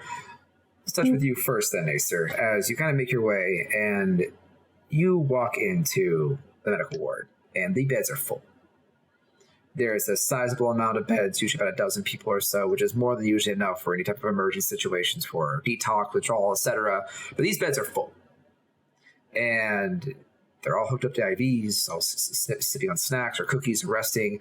And Medico is sitting in her chair, reading over some books and kind of organizing some supplies that you have realized you bought for vials of iron and other supplements and other things just to keep at the hand and ready. Just obviously expecting things to go off at any point. She doesn't even notice you come in as she's flipping through some medical books. I'm just going to walk up to her and be like, full again? Good. Damn it. She kind of jumps a little bit, turning to you, rubbing her temples. Sorry, Acer. Yep. Seems that, she leans over, looks at some people are still semi-awake. Seems like that bug is real nasty. Hard to squash it with so many unwanted situations so close together. Yeah, I get your mind. Yeah. Do you need something? Or are you feeling sick too? I don't know if you feel sick, but like, is everything okay? Someone else I don't know about? Do I have to go get somebody else? I have to make a bed. No, I'm good. I'm fine. I just a little concerned. I know Crescent's usually very solitary, but I haven't seen her a while, and I just want to know if you've seen her about. She stops for a moment to think. Shit. Oh god, I've been so busy, I haven't noticed. What day is today? And she kind of like flips over her phone and begins counting. Oh wow, I've been working a lot. No, I haven't seen her. She usually says hi to me every few days at least. I have seen. That's worrisome. Okay. I'm gonna go check on her really quick. Now is not the best time, but at some point when you're free, I need to ask you for some help with her. I'll tell you about it later. Sure. Maybe when my hands aren't full and I'm dealing with all this bug. Right. And if you need help with the bug, just let me know. I'll order whatever you need. You've been pretty good about it. I don't think I really need anything else. I just hope it doesn't get progressively worse. Regardless, I'm handling it. It's a perfect time for Danica to have to call in. Right. Well, I'm gonna go check. You have my number. Just give me a call if you need help. Yeah. No, if I need help, I'll call you. Cool. And with that, he's gonna go check on Crescent. It's not long before you guys make your way towards the cathedral. Do either of you take the hidden entrances? I will. No, yeah, screw it. hidden entrance it is. Okay. You guys make your way through the twisting and winding caverns of the entrances, and funny enough, you guys are meet into it almost right at time at the intersection, right before you reach the long hallway. Hey, sir. Are you on your way to see her? I assume we had the same idea. I haven't seen her, and I have immediately hit the stage of I'm worried. I mean, I wasn't worried until I talked to Medical. Then I got worried because she hasn't seen her. And this is just like what she used to do back then. So this is a reoccurring thing for her? It's a coping mechanism. The isolation to give herself time, but that also means that something is wrong. I can only assume. Does it have anything to do with that weird obsession she has with her sire? It may. Medical told me that she was worried about some sort of obsession with her, and I'm not sure what that's about. I thought, vampires couldn't really do the whole... Storyteller, would I assume I would have some knowledge on the idea of the bonding. Yes, I'll go ahead and say for this, go ahead and make an intelligence plus occult. You have some baseline knowledge. I want to see how much you actually know in detail. 2 successes. 2 successes. Yes. You would know what it is. You were under a brief spell of it as well, known as a blood bond. It's very natural for Childer to come out of the embrace with a blood bond, as you do share your sire's vitae. Usually lasts about a month on average. Some people it's extremely long, some people are extremely sensitive. Some kindred have it but worse than others. However, you don't know the extent at what Crescent is dealing with, but you get the sense that there is a high likelihood that she's dealing with some type of enhanced bond, though you've never remembered it to be as bad as the way Crescent seems. It seems Crescent actively avoids conflict or downright becomes hostile when presented with the possibility of any type of disrespect to Eleonora, even to the point of where you witnessed inside the chapel of her giving somebody else attention. Crescent was physically shaken. You could see jealousy cut across her face openly, which is very unlike her composure. The condition you remembered was more respect and admiration. You were very flexible, much the way Rudy is. You give him an order, he says yes, but without thinking about it. But doesn't mean he grovels at your feet. It was kind of the same way. In time, it faded, and your natural inclination towards Berchtold became more realistic, and you weren't quite as beholden to him. But Crescent seems borderline obsessed. Well, Acer, the only thing I can say, it's almost like being in love in a way. I experienced it actually myself when I was first turned. You form what is known as a blood bond. Mine did last for a little while, where I felt I was beholden. I mean, I regarded him with high esteem, but it passed. The only problem with her is I fear that her bond goes much deeper, and therefore will take longer. Okay, I just popped up with like a million questions, but I'm going to shelve those for now. Good thing you're here, because now that I'm getting a little bit of insight as to what exactly this, what you call it, blood bond? Yes, that's what it's called. Okay, now that I'm getting a little bit of this blood bond thing, I need to test some waters, and I need a meat shield, so let's go. And I start making my way towards the secret entrance. You go towards the main entrance of her room, about to throw it open as confidently as you normally do, ready to jump into whatever plan you have in mind. Grayson has a meat shield ready at your disposal as he kind of fights you a little bit. But the moment you hit the door and turn, it is locked. Crescent has never locked her door before. This is a red flag for me. I'm going to knock on the door. Crescent, it's us. Are you in there? Currently, Crescent, if you wish to join us. What do they hear? They hear absolute silence. Nothing responds. You could swear you can almost hear the knocks echoing within the room ever so faintly. You wait for a moment. Nothing. Crescent, I need you to open the door, please. It's just us. We're coming to check on you. Still nothing. Okay, well, all right. I'm gonna luckily switch my key ring. It's okay, don't worry, I built this place, I know what to do. I'm going to go to a corner of the door. There's going to be what looks like just a little circle about as big as a finger. I'm going to pull on a tiny little latch that's there that unlocks the door. Crescent, would, beyond your normal locks in the system, would you have done anything else to keep the door closed in your state? No, because I've been in and out of debating whether to leave, so it would have just had the one lock. Okay, so as soon as you pull down on the small bit of wire twine, the little tiny hooked handle, before you even could find your key on your ring, the door just opens a crack. I'm going to put my hand on the door and just very, very carefully open it up as I look in, but I say, Crescent, hey, it's us. Are you in here? As Grayson begins to peer in, Crescent, what does he see on the very first entryway to your space? He sees the room in a mess. He sees pages across the room that are blackened out with ink, like someone had scribbled pencil all over it. The floor is wet, and I would say that I'm in the corner ready to cock a gun. Are you standing or are you in a fetal position? How are you? Standing. Crescent. Over by what would be the window, but has black outlines. As you open this door, Grayson, the smell of mold and mildew instantly hits your senses. You step 1 foot in cautiously and water pools around your footstep. You see pages littered everywhere. Everywhere you can see on the walls and the floors, some dampened by the wet carpeting, just scratched out in a big blob of scribblings. As the door fully opens wide, you can see off in the corner, Crescent with her head down ever so slightly, holding one of her pistols. You hear it cock as you open the door further and see she's pointing the gun straight towards the entryway, just shaking. Do you lift your face, Crescent? Yeah.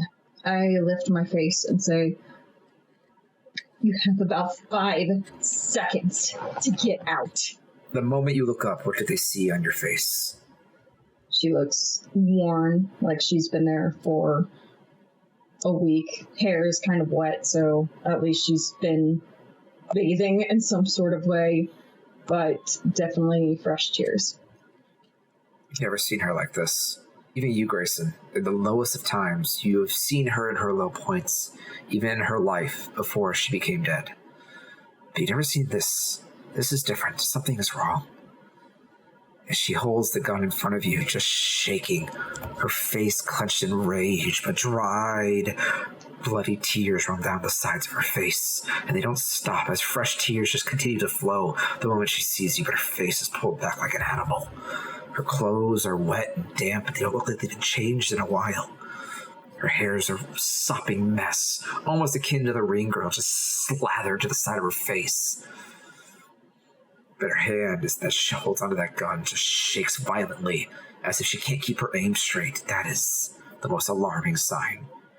Crescent never shakes when she holds a gun. Never. Oh, God. Oh, God. 3 seconds. Well, medical wanted to know you were doing okay. This doesn't look like you're doing okay. I'm fine. Leave. I'm taking off my glasses, putting them away. Crescent, may I stay, please? I don't have to talk. I just want to stay. No one should be here. I want to be here. May I be here?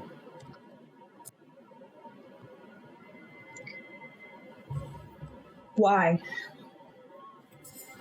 Because I want to be.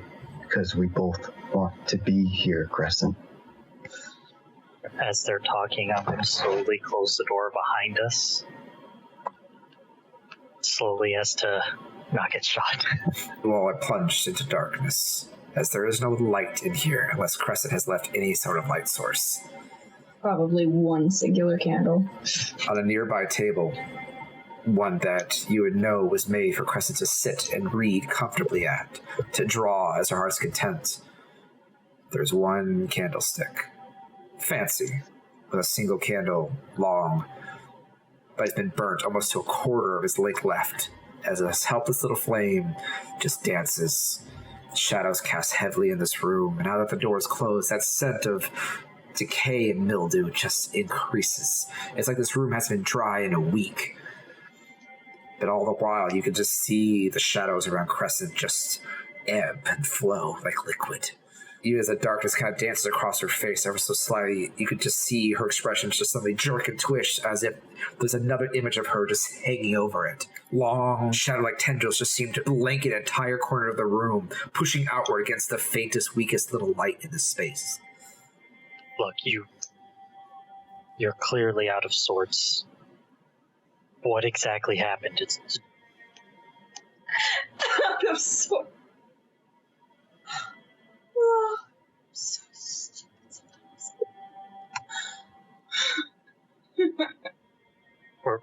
were you attacked? Killed. Who did you kill?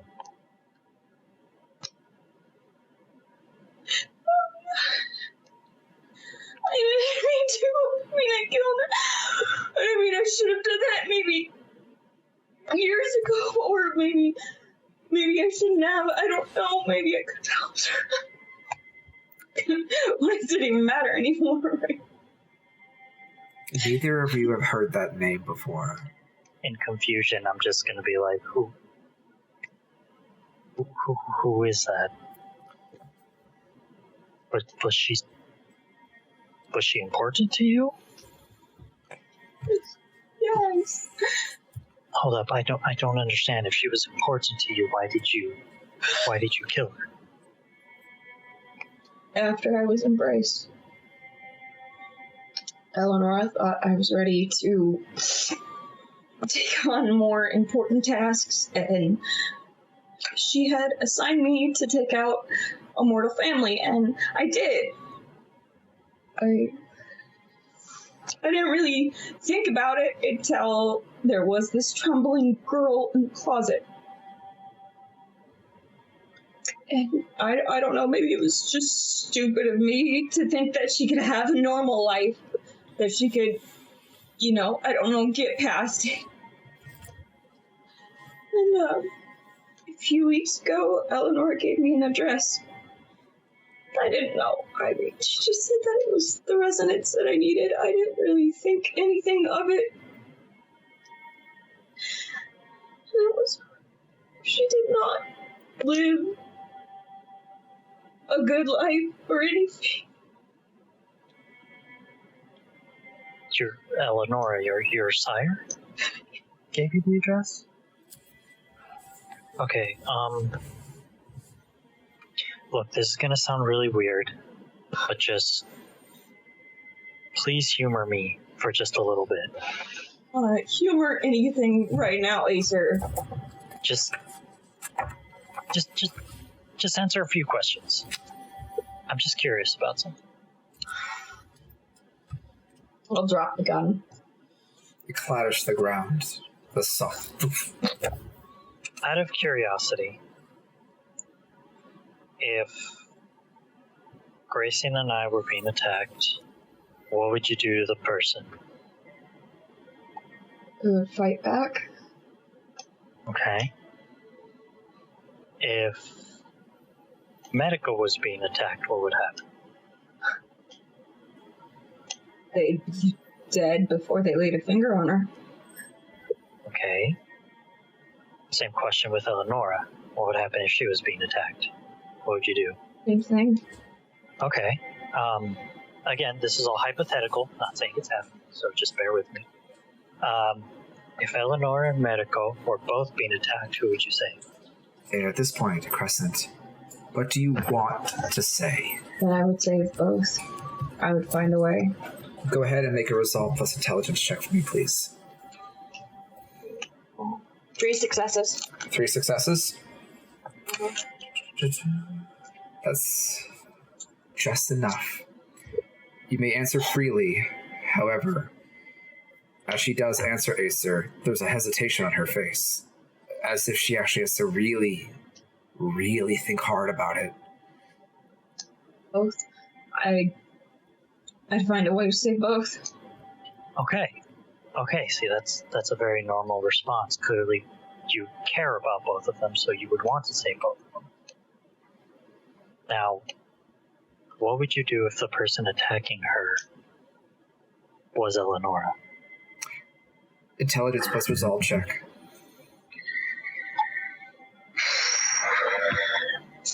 3 again. What do you want to say? Eleanor wouldn't do that in the first place. She responds with what she says, but it's aggressive. It's defiant. Not in the sense of she would protect Medico at all costs, but more like she snaps at you. Looks you dead in the eyes as if she's trying to tell you you're wrong, that would never happen. There's a certain rage that boils off of her at just the slightest hint that Eleanor Reed would think to do something like that. It's impossible. And hearing that, I just kind of reinforce it. I'm just kind of like, it's hypothetical. Obviously, she would never do that. Obviously. I'm just... So why are you asking stupid questions? It's collecting just a little bit of information. I want to know what you're feeling right now. Really evaluate. What does she have to do with any of this? I'm curious as to where you stand with her. Okay, newsflash, Acer. I know you don't have a sire, but you don't get it. You're right. You're right, I don't. Which is why I want to know. Medco has done a lot of good for you. She saved you from the sun, I hear. Right? I'm not saying anything against that. Why are you insinuating that? Because you seem to be defending your sire an awful lot for someone who, from an outside perspective, I'm not saying it's true, but from an outside perspective, you are taking her side quite a lot for someone who just got sent to an address that she knew about. Does she know that was the same kid? She wanted to hurt you on purpose, so I'm a little confused as to why you're defending her so much. No, she never wants to hurt me. That's the thing, is that she's trying to make me stronger in her own way. But it's in a your little mind, sober thing, okay? But in your mind, that person was living a life that was free of any danger, any memory, only for... No, she wasn't, Acer. But you didn't know that. But she wasn't. You know, like, maybe I lived in this stupid fantasy that she was okay, and she wasn't. It's like she died a long time ago, and I just prolonged everything. Then why hasn't your sire tried to comfort you? If she knows about the kid, because she obviously sent you there for a reason. I don't know. Why do it like this? It's only to hurt you at this point. I was assigned to do something, and I should have done it, and I didn't. And all of a sudden she just gives you this out of nowhere? No rhyme, no reason, Crescent. You're smarter than this. Don't talk to me like that. This doesn't seem like it was an accident. Would you? I'm just saying, if she'd done her research... I don't know, okay? You both just shut up! Crescent, I need you to go ahead and make another intelligence plus resolve. Unfortunately, I'm about to say at a 1 dice penalty, they are pushing you. Yeah, that's 1 success. How dare these people? How dare these kindred insult Eleonora? They don't know her.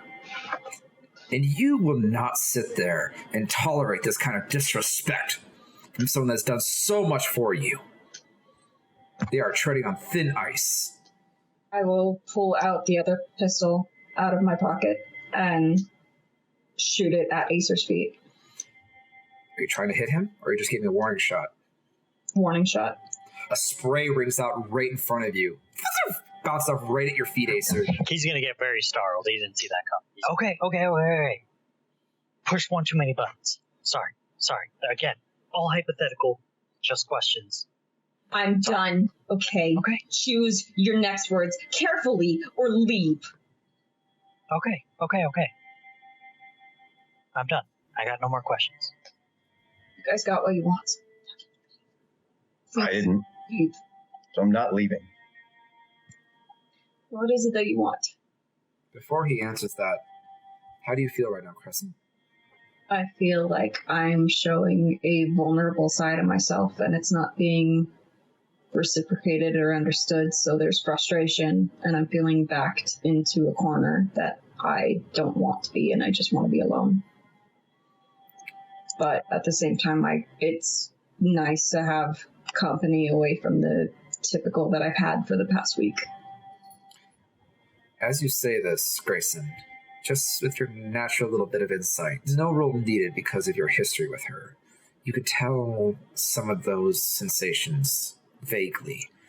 You could see the gun is still trained on Acer, her hands still trembling, and her eyes look over with you. The hair kind of falls on her face a little bit, where there's rage and pain on her face. Dangerous types of rage, but at the same time, just barely beneath that surface, that seething, writhing hatred and darkness. You could see that small little glimmer of, help me. Don't go. It almost takes you back to when you first saw Crescent as Haley. All those years ago. I can't help if a bloody tear runs down my face. What are you crying for now? I'm not going to do it again, Haley.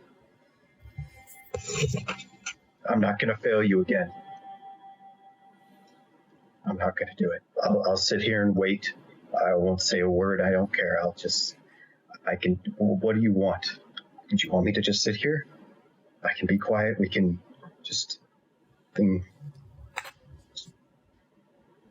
please, just let's stay here. Just us. Not them out there, not anybody, just us. Haley, please. I didn't want to kill her. She was supposed to live. That was my intention. If she was supposed to live, she was supposed to thrive. She was supposed to do things with her life, and instead, she was haunted by me. By me, not anything else. Me. I don't want to be this person, and I'm scared, Grayson. You say this, and you look up just behind Grayson, Arya, standing right behind him. Her eyes wide, mouth agape. Her head listless to the side as blood just continues to pour from the gaping hole in her neck. She slowly puts a hand on his shoulder. Stop. I didn't mean to ruin your life. You were supposed to grow up. You were supposed to be happy.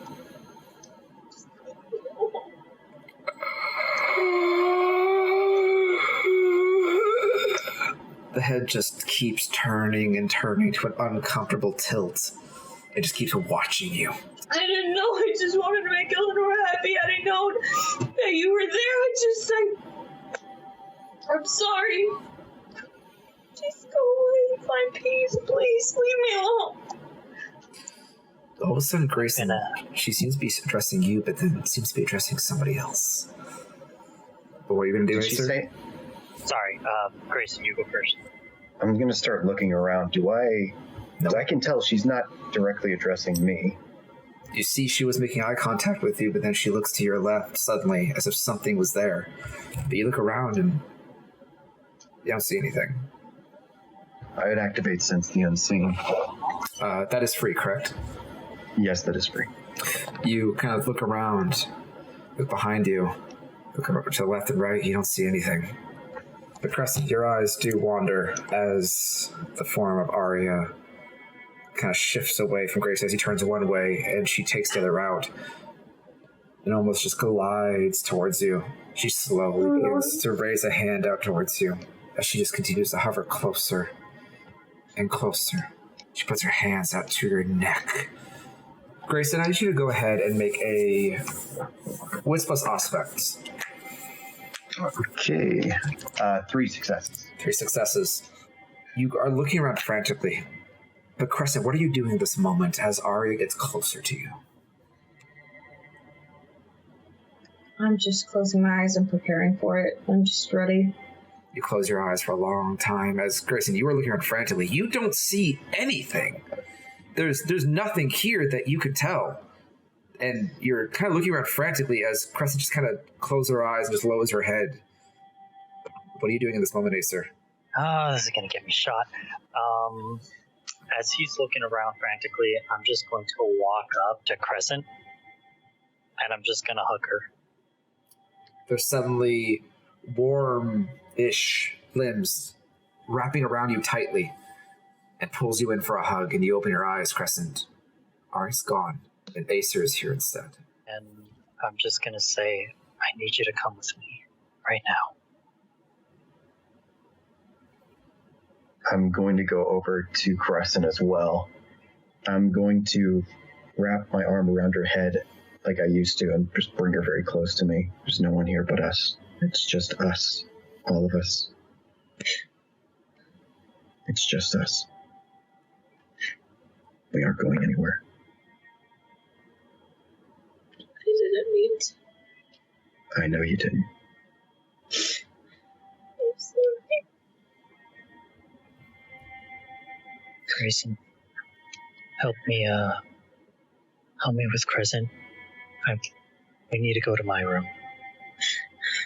There's something I need to show her, and you. Going to pull her head back a little bit and place my hands on her face. Crescent, do you think you can do that? I feel like I just want Eleanor right now, but I can't face her yet.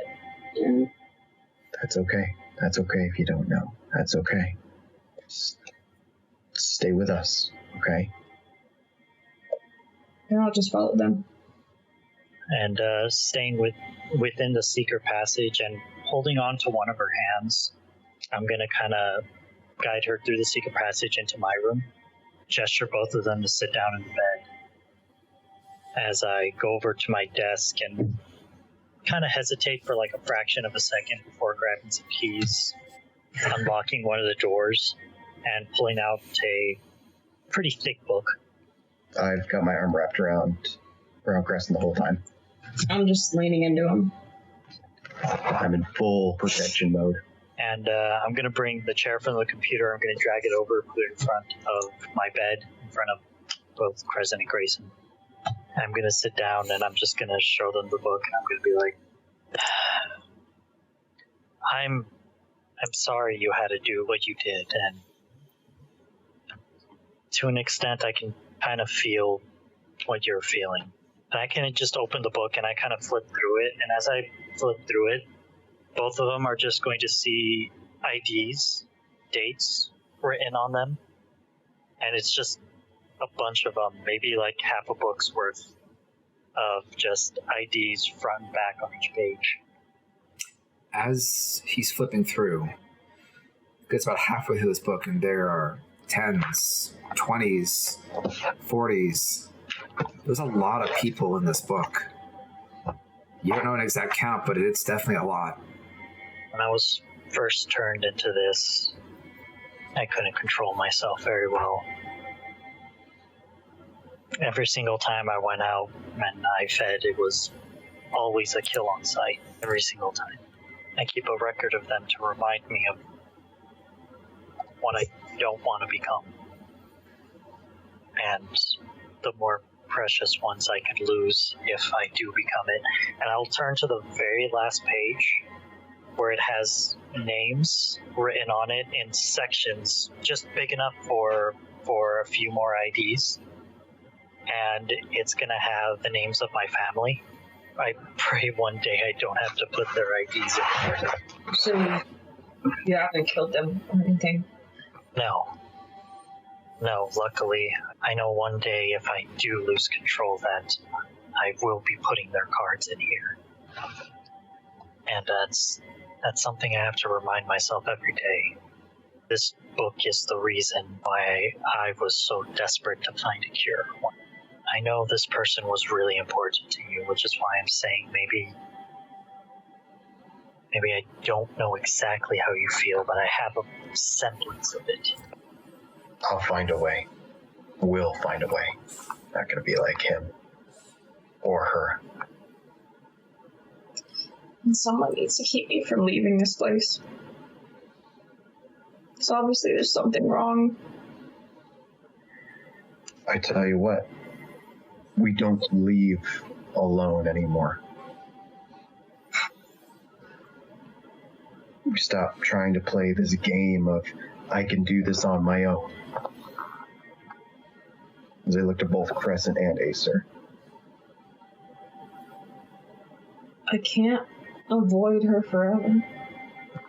I don't really want to. I'm gonna need to feed again eventually, and mortals aren't exactly my type. Someone needs to make sure that I don't leave, and I need to have some sort of way to sustain myself here. You got me and Acer. Yeah, I'm what happens when I mow through you guys in desperation to get out. It's gonna be a lot to get through. Well, speak for yourself, man. She can tear me like tissue paper. I don't know. From what we saw the other night, you give people a nasty bite at the same time. You're pretty strong for it in blood. Yeah. I chalk that up to either karma or I have a really good guardian angel. Acer, I saw you wielding that sword. That's not luck. You've swung these before. Or at least, you have some idea what you're doing. I've trained in kendo, but those are more like practices to control oneself, not to actually go and sword fight someone. And I look to Acer exactly like I do with my martial arts, with fighting. I have an idea. Well, we're all ears. I'm gonna take out one of the cards from my pocket, and then we're in Acer's room, or Yes. Yeah. okay. So I'm assuming you have some sort of pen somewhere. So I'll take a pen, and then on the back of the card, I'll write the information for the Maelstrom Club and the number to call Michael. Acer, do me a favor and make a Wits plus awareness roll. While he's doing that, though, I'm just gonna hand it to Grayson and say, Michael can help. He's the one that you met at Elysium. 2. 2. Not bad. As Grayson flips the card over a few times and then holds the written side up to him, he pulls the card up and you see right on the back of that card, very nice, lightly redded embossing of a pair of women's lips. Recognizing it, I'm going to be like, I can call if you need to. I don't care who one of you. If you could just call and ask for Michael, and he will do it. I mean, I don't like taking advantage of him like that, but he likes to stay out of politics, so he doesn't really care, but he would stand a chance. I don't want to leave my room, if that makes any sense. I mean, I have some idea what may be wrong, but I don't know if you're ready to hear it. But I'm sitting here with blood tears, Grayson. What? I was always worrisome of this small thing that I noticed when we interacted with Eleonora. I have a small theory that your bond may be a bit too excessive with her. I need to roll another intelligence plus resolve check, please, Crescent. I'm going to slowly reach out for the card and just kind of I think on the side I'll be handing the card to Acer. 4 successes. How many? 4. 4. It's harmless. Irritating, but harmless. It's merely a theory. That's all. But if Michael is willing to do this, I'm willing. You trust him. Yes. Even Very if much so, he's an anarch. No, it's not any. That's the thing. Anarch, and it's not any. At this point, Grayson, your radio... Rudy. Hey, boss. Hey. Come in, boss? Wait a second. Yeah, Rudy. What's going on? You got You got a limo up here at the checkpoint. You got a couple of really official-looking people saying they need to speak with you. Let them in immediately, please. Oh, okay, will do. Do you want me to just send them to your office? Like, what do you want me to do with them? I will meet you at the front, and I will take care of it myself. You got it. Over and out. Mm-hmm. What's Did anybody going order a on now? limo? A limo? A limo. For what? No. I don't know, but there's now a limo here, and I am... The prince? Maybe. Okay, so first things first. Crescent, please be on standby. You stay here, relax. Acer, I need you on cameras. I'm going to go check this out. Wait, if I'm on standby, I should be within, earshot in case something happens. You think you can manage?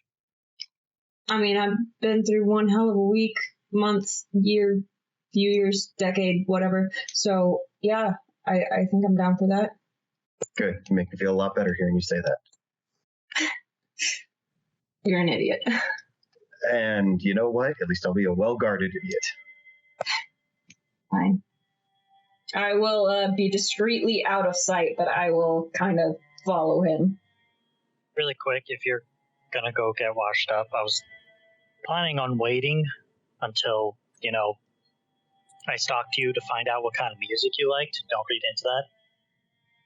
And he opens his closet and pulls out a mechanical record player. Huh? It's just kind of like, I'll find some vinyls for it later, but this is for you if you're going to be locked in your room for a long time. I figure you need some entertainment. Here. You just, twist that crank there, flick that switch, and the vinyl will spin once I find some vinyl for it. And that big horn right there will blast the music out. Yeah, I know how the gramophone works. Oh, okay. Well then, yeah, I'll just, if you're gonna be up there for extensive periods of time, I'm gonna get on cameras. Just kind of awkwardly flips on all the screens. Just Thanks, Digit. my pleasure, Glitch. I will follow Grayson. I'm going to... I'll come back for this. I'm just gonna put it in the. Yep. Give him Hell Titan. Spies on me, Digit. I'm just gonna wash my face on the way there because I don't need anybody seeing a girl with blood on her face. So just give me a second for that. Sinks in the corner. I'll meet up with you. You do your thing. I got your back. Oh god, I'm making things awkward again. Okay. Yay, I'm back to my normal self. Okay, bye. Hey, so as you're alone in your lab with your cameras, you still feel that card in your hand. You look it over, you do see the number that Crescent wrote down on it. But flipping it over a few times, you do see the embossed logo you've been looking for.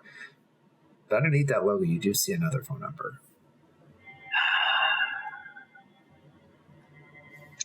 Please don't be involved with them. And I'm going to take that card. I'm actually going to take out my wallet. I'm going to put that card in the wallet and just be like, when I have time. You tuck that card away in your wallet as soon as you begin to put it in your back pocket. Crash! Some glass shatters behind you. I'm going to turn around. Nobody there. I'm going to pick up my phone, kind of give it a little glance. Is it glitching? Nope. If I toss it towards the other side of the room with it on, does it start to glitch? Do you throw your phone? Yeah, I just kind of put my phone on the floor and just slide it over so I don't break it. You come around the corner where you can see now looks like a beaker of some kind had shattered all over the floor, and you put your phone and kind of skids across the top floor, spinning into the glass, a little past it. Nope. I'm going to go ahead and pick up my phone first, give it a little wipe, and it's very grimy now. That's cool. I'm going to do my best to use my phone. I'm just going to electronically lock all the doors. So if there is a person in here, they're not all locked inside with me. And pop up your phone, hit the code, your little chibi pops up, As you instruct her to hit the lock, she puts on a small little police cap and a little siren on top of it. It starts going off, and she does a little salute as she reaches over to like a big box and pulls out a big lock and locks it up. And immediately you can hear the door behind you, as well as the entrances that are secret in this room. You hear mechanical locks, heavy ones, lock tight.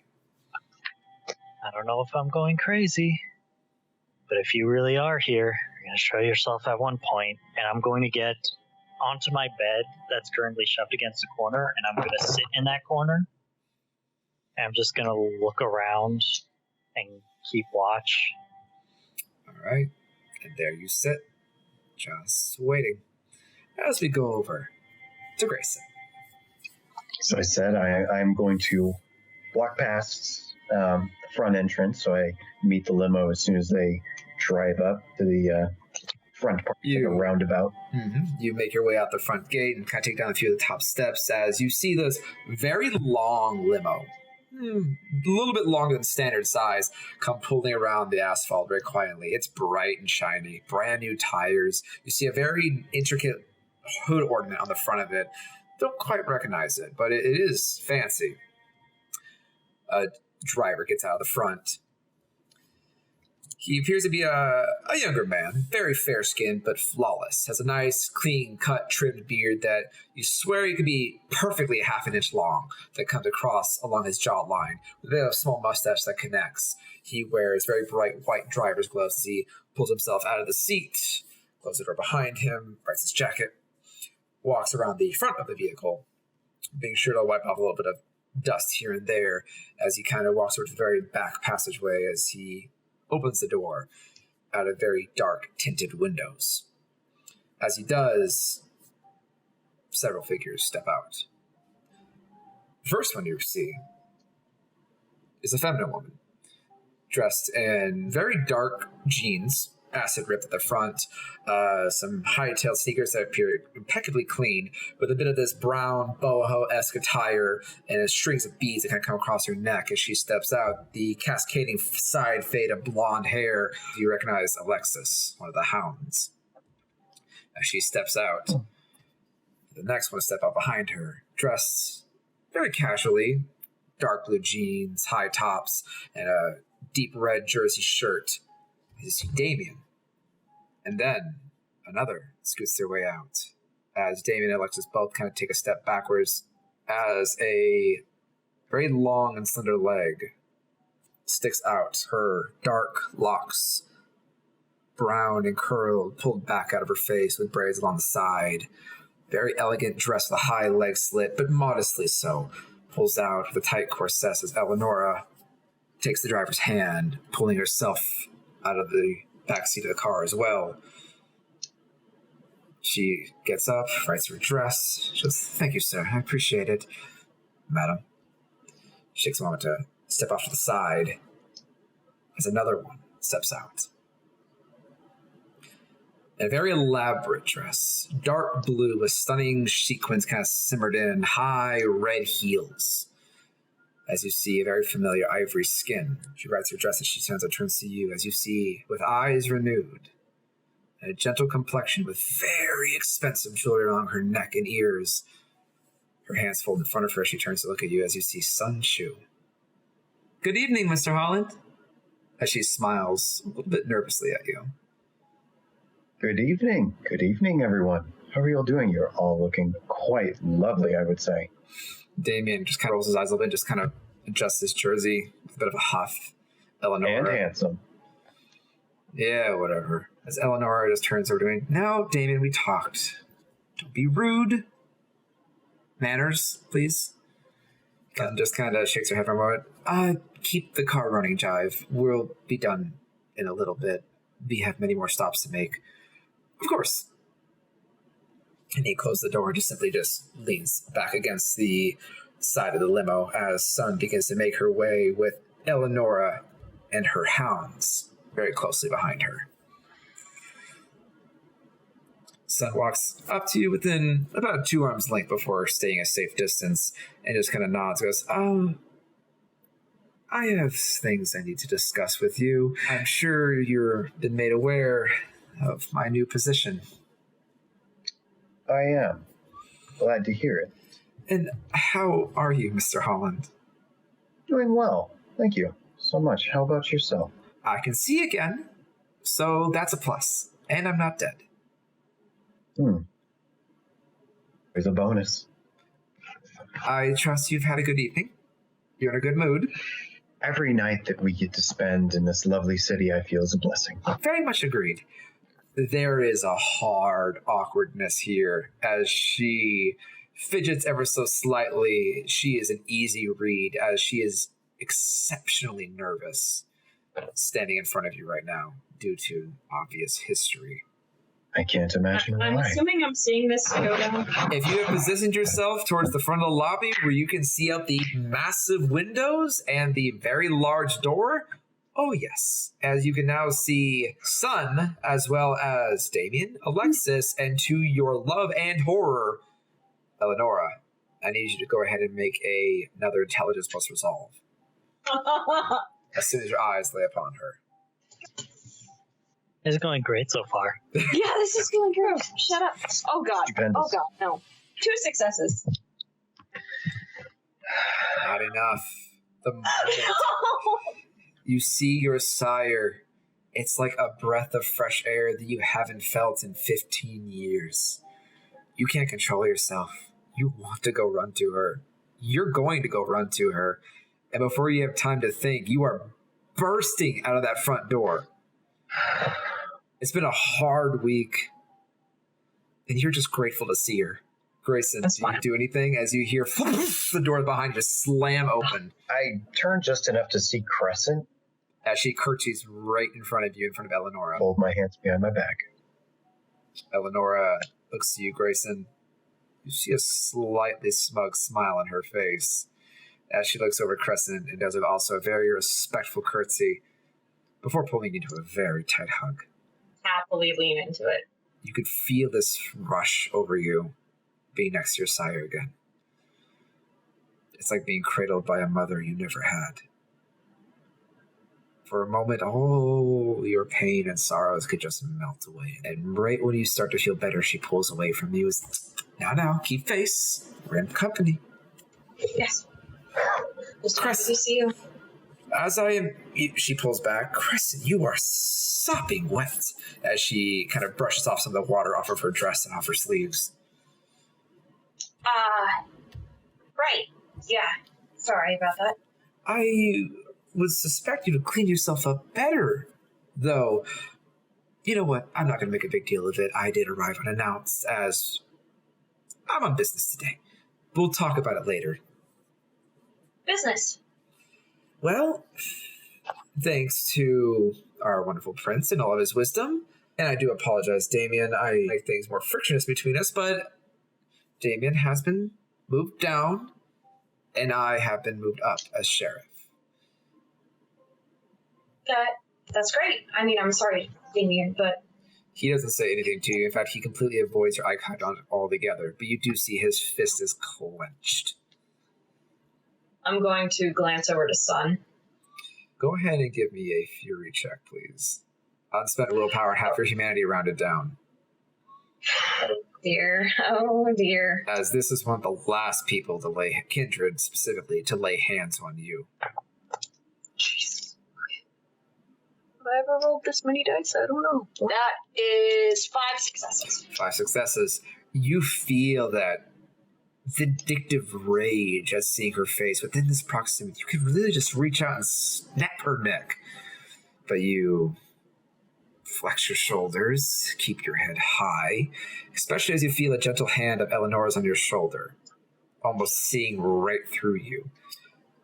She is my work for today. I am to guarantee her safety as she springs news from the prince. We're stopping in all the territories tonight, aren't we, Miss Chu? Yeah, Eleonora, that's why I'm here. I have some news that we need to discuss. I guess we should probably not waste time, as the night is short. Well, longer, now that it's getting colder, but Grayson, if you and your companions want to gather in a private space so we can speak. Yes, please come in. I have my office that we can all adjourn in, be a little bit more comfortable. Please. Wonderful. And she looks over at Crescent very nervously, then back to you. Where's the third one? Oh, I can give him a notification to join us as well. Very good. Well, she flourishes. Lead the way. I flip out my phone without moving, and I open it up and go to Acer, and I text him, meet in my office, and I flip it closed, not breaking eye contact with her, and turn around. Please follow me. I will make my way to my office. As soon as you flip it closed, instead of texting back, you're going to get a call from Acer. As soon as you flip it, and she just smiles very nervously at you, but Eleonora is watching you like a hawk. There's a gentle smile on her face. She's not aggressive, but she is definitely, eyes are locked on you. I flip the call, hold it up to my ear, and I'm going to start slowly walking into the facility. Yes, Hey, buddy, you can see invisible things, right? I can. I need you to come to my room right now. Why? Because as you guys left, one of my beakers kind of just fell off my countertop. Now, I'm not completely organized, but shit's expensive. And being a paranoid hacker multi-billionaire now, I don't take chances. And I know these fucks can go invisible. The lights haven't been flickering. Nothing's been going haywire, so it's not a sombra. But if there is something in here with me, I've locked it inside. Okay, I will be down in a minute. I will wait there. Okay, just hang up the phone. Crescent! As you look back, she is staring daggers at the back of Sun's head. Would you do me a small favor? Yeah. Would you please lead them all to my office? I'm going to go get our third. He apparently locked himself in the closet again. I will be along very shortly. But, yeah, sure. Perfect. Cool. Crescent will be showing you the way, and I'll be in just a moment. Your office, right? Yes. And I'm going to kind of quick walk down to Acer's room. Crescent. Sun makes a point to hang back for a moment, just enough so that way she can stand behind Eleonora with Alexis and Damien flanked on either side of her, creating this triangle of defense. As she kind of staggers for a moment, letting you walk by her, you don't need to make a roll to tell that she's definitely afraid of you. Good. You can see she actually kind of rubs the underside of her eye a little bit just as you walk by, almost as just a reaction to your last encounter with her. He'll smile a bit apologetically to you, but does not dare say a thing as you walk by her. Going up the way, you lead everyone through the hallways, and luckily around this time, people are starting to bed down for the evening as it's getting closer to curfew for most of these people. And as you're walking, you do hear the clitter and the clatter of Sun and Eleonora's heels against the tile surface. Eleonora just looks around and kind of takes in the space. And as she does, you can't help but notice that anyone that's kind of caught in the halls just are enamored when she walks by. It's like whatever they're doing has to stop just for a moment so they can see this grace almost glide through effortless to this hall that she holds on one side of her very long Renaissance-inspired dress with a bit of more of a modern flair to it. It's a little bit off-brand for what she would normally wear, but it blends in just a smidge better as she makes her way through and goes, so this is where you've been holding out for the past month or so. Yes. It's not bad. Could use a more personalized touch, but things look of decent quality. At least it doesn't look like a hospital. That's nice. Yeah, we've been doing what we can, and I can assure you that the chapel is very nice. Chapel? No. Yeah, it's beautiful. I'm sure that we might have time afterwards for that, but this is his place. He helps the patients here. And there are a lot of people here, yes? I would say quite a few. And have you been staying on top of what I asked previously, Crescent? I would think that the numbers coming into your church would show that. The congregation is growing. As many wayward souls as I can help at my time, though I'm now a bit more busy. I'll allow Enzo to do a lot of the sermons now, as the prince's responsibilities are taking up a decent more of my time. So I'll have to confirm with Enzo on how many new members we've added to our congregation. But now I can see where they come from, and it makes sense. So he's been in charge of everything. That's good. Not everything, but he's been keeping a closer eye on the cathedral for me while I handle business within the city. Lord knows, ever since the prince has made his official decree, we want to make sure our own space was safe. It's been a little volatile in the city these past few weeks. I can imagine, but I'm glad I got to assist in that matter. You hear some kind of trouble, like, I'm pretty sure that's my job to tell them about that, if you don't mind, Eleonora. Oh, of course. I'm so sorry, young lady. Yes, Son will explain more to it. Please show us where Mr. Holland's wonderful office is. Yeah, it's right down this way. She's definitely taking the time to look around in a very graceful manner. Her head never moving quickly. She's always moving within her proper pace. Everyone behind her moving in step with her almost, as if her very presence controls this room. And sends you such a conflicting feeling of anxiety, but euphoria. Can I comprehend that there's something off with this? What I'm feeling. I'll say for this, go ahead and make a composure plus resolve. 3 successes. 3 successes. All you can really glean from yourself as you eventually do reach Grayson's office is that you are generally happy to see Eleonora. You haven't seen her in weeks. In fact, it's actually been a long time since you've been fed from her. It's been maybe about 15, 17-ish days. Like, it's been a while. But what bothers you at the same time is that there's a general unease you're also feeling. You're not sure if that's because Sun is here, or you're nervous because Eleonora's here and she's not looking at you again, or the fact that you now have 4 relatively powerful kindred and you are by yourself, and it makes you a little paranoid. It's hard to say what you're feeling, still coupled with the stress of what you're dealing with. So you're kind of all over the place. You open the door, and as you do, lay everyone inside, Eleanor kind of bows her head gracious to you as Sun just slips right in as fast as she can. Damien and Alexis kind of should flank on each side of the wall. Alexis kind of leans over to you just as you start to get that sense of something is off about you, but you're not entirely sure why. She does kind of put a hand on your shoulder, like, hey girl, long time no see. You just go on ahead. We're going to go ahead and just do our job right here. You're going to stay outside the door? We're security. Right.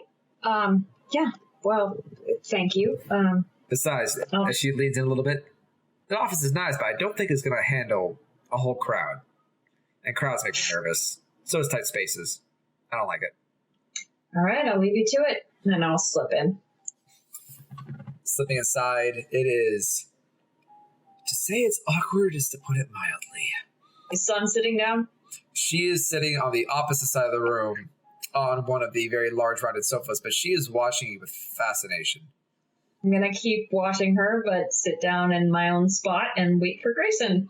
You have your own, not quite as fancy larger chair, but it's not too far away from Eleanor. It is a comfortable space as you kind of sit along one of the walls as well, as Sun continues to adjust her dress uncomfortably. Eleonora is the only one relaxed here. As we go ahead and fade on over to Grayson, and you make your way through the hallways. Do you take the normal routes, or you try to go in through the hidden passageways? Hidden passageways. You make your way through a couple of the false corridors, taking the left and rights, before finally finding the false wall, and you push on it, and it doesn't move. I kind of knock on the door. Hey, sir. Hello. You're going to receive a text that says, crack it just barely enough for you to fit through. Close it behind you. Okay. And then after 3 seconds, you hear the door unlock. Before I go in, I'm going to blink my eyes, and when I open them, they'll have that silvery sheen to them as I turn on Sense the Unseen. You walk on into the room. closing the door very carefully behind you. Do me a favor, just give a look around, make sure no one's here. Okay, all right. And start scanning the room. You look around the room. There's no one in here besides Acer. Look to Acer. There's no one here. There's nothing here. Did you check under the bed, under the desk, in the closet?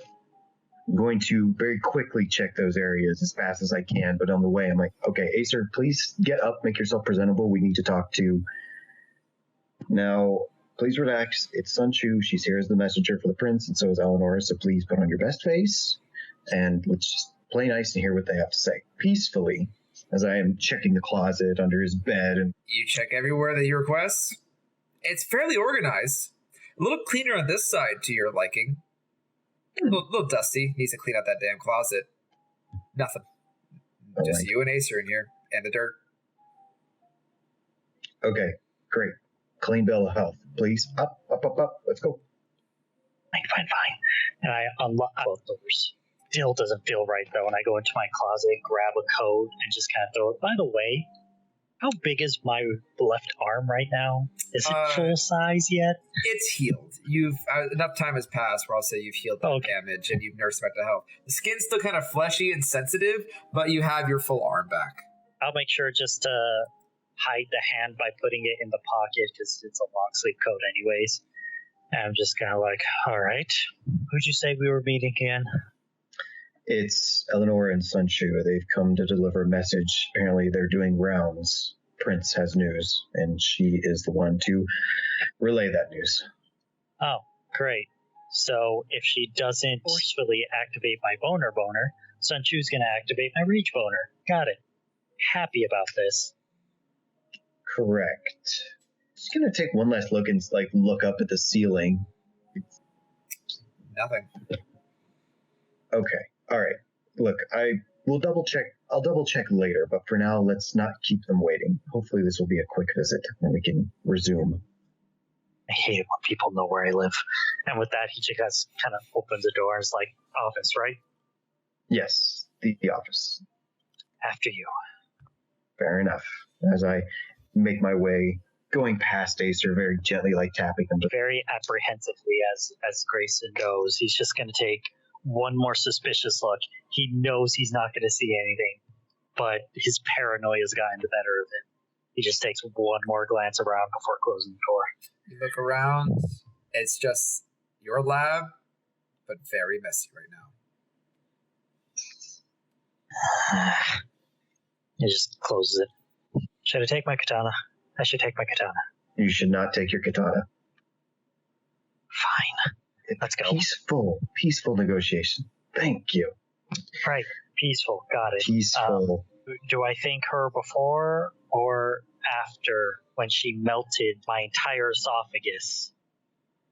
I'm going to have to say, let's just let me talk, and you don't need to. You just as I pat him on, you just look good, buddy. You know I can't do that, right? Let's just take care of this peacefully as we can. Fine. I will do my best to be calm, Acer. Just pay attention to what they say. I'm still very curious to what this is about. I'm very curious about a lot of things as well. I do wish to know how a sun reacts to being in a sun, but that's just me. Anyways, continue. As a representative, or the representative of the Thin Bloods at the moment, you do have a little bit of a reputation you're going to need to build up and hold on to, if you understand. I am 90% positive Drago's just gave me that just so I can have a vote. And having a vote in this society, it means something, Acer. Trust me, it means something. Yes, it does. It means everyone's going to be looking at me with their guns pointed. Or stakes.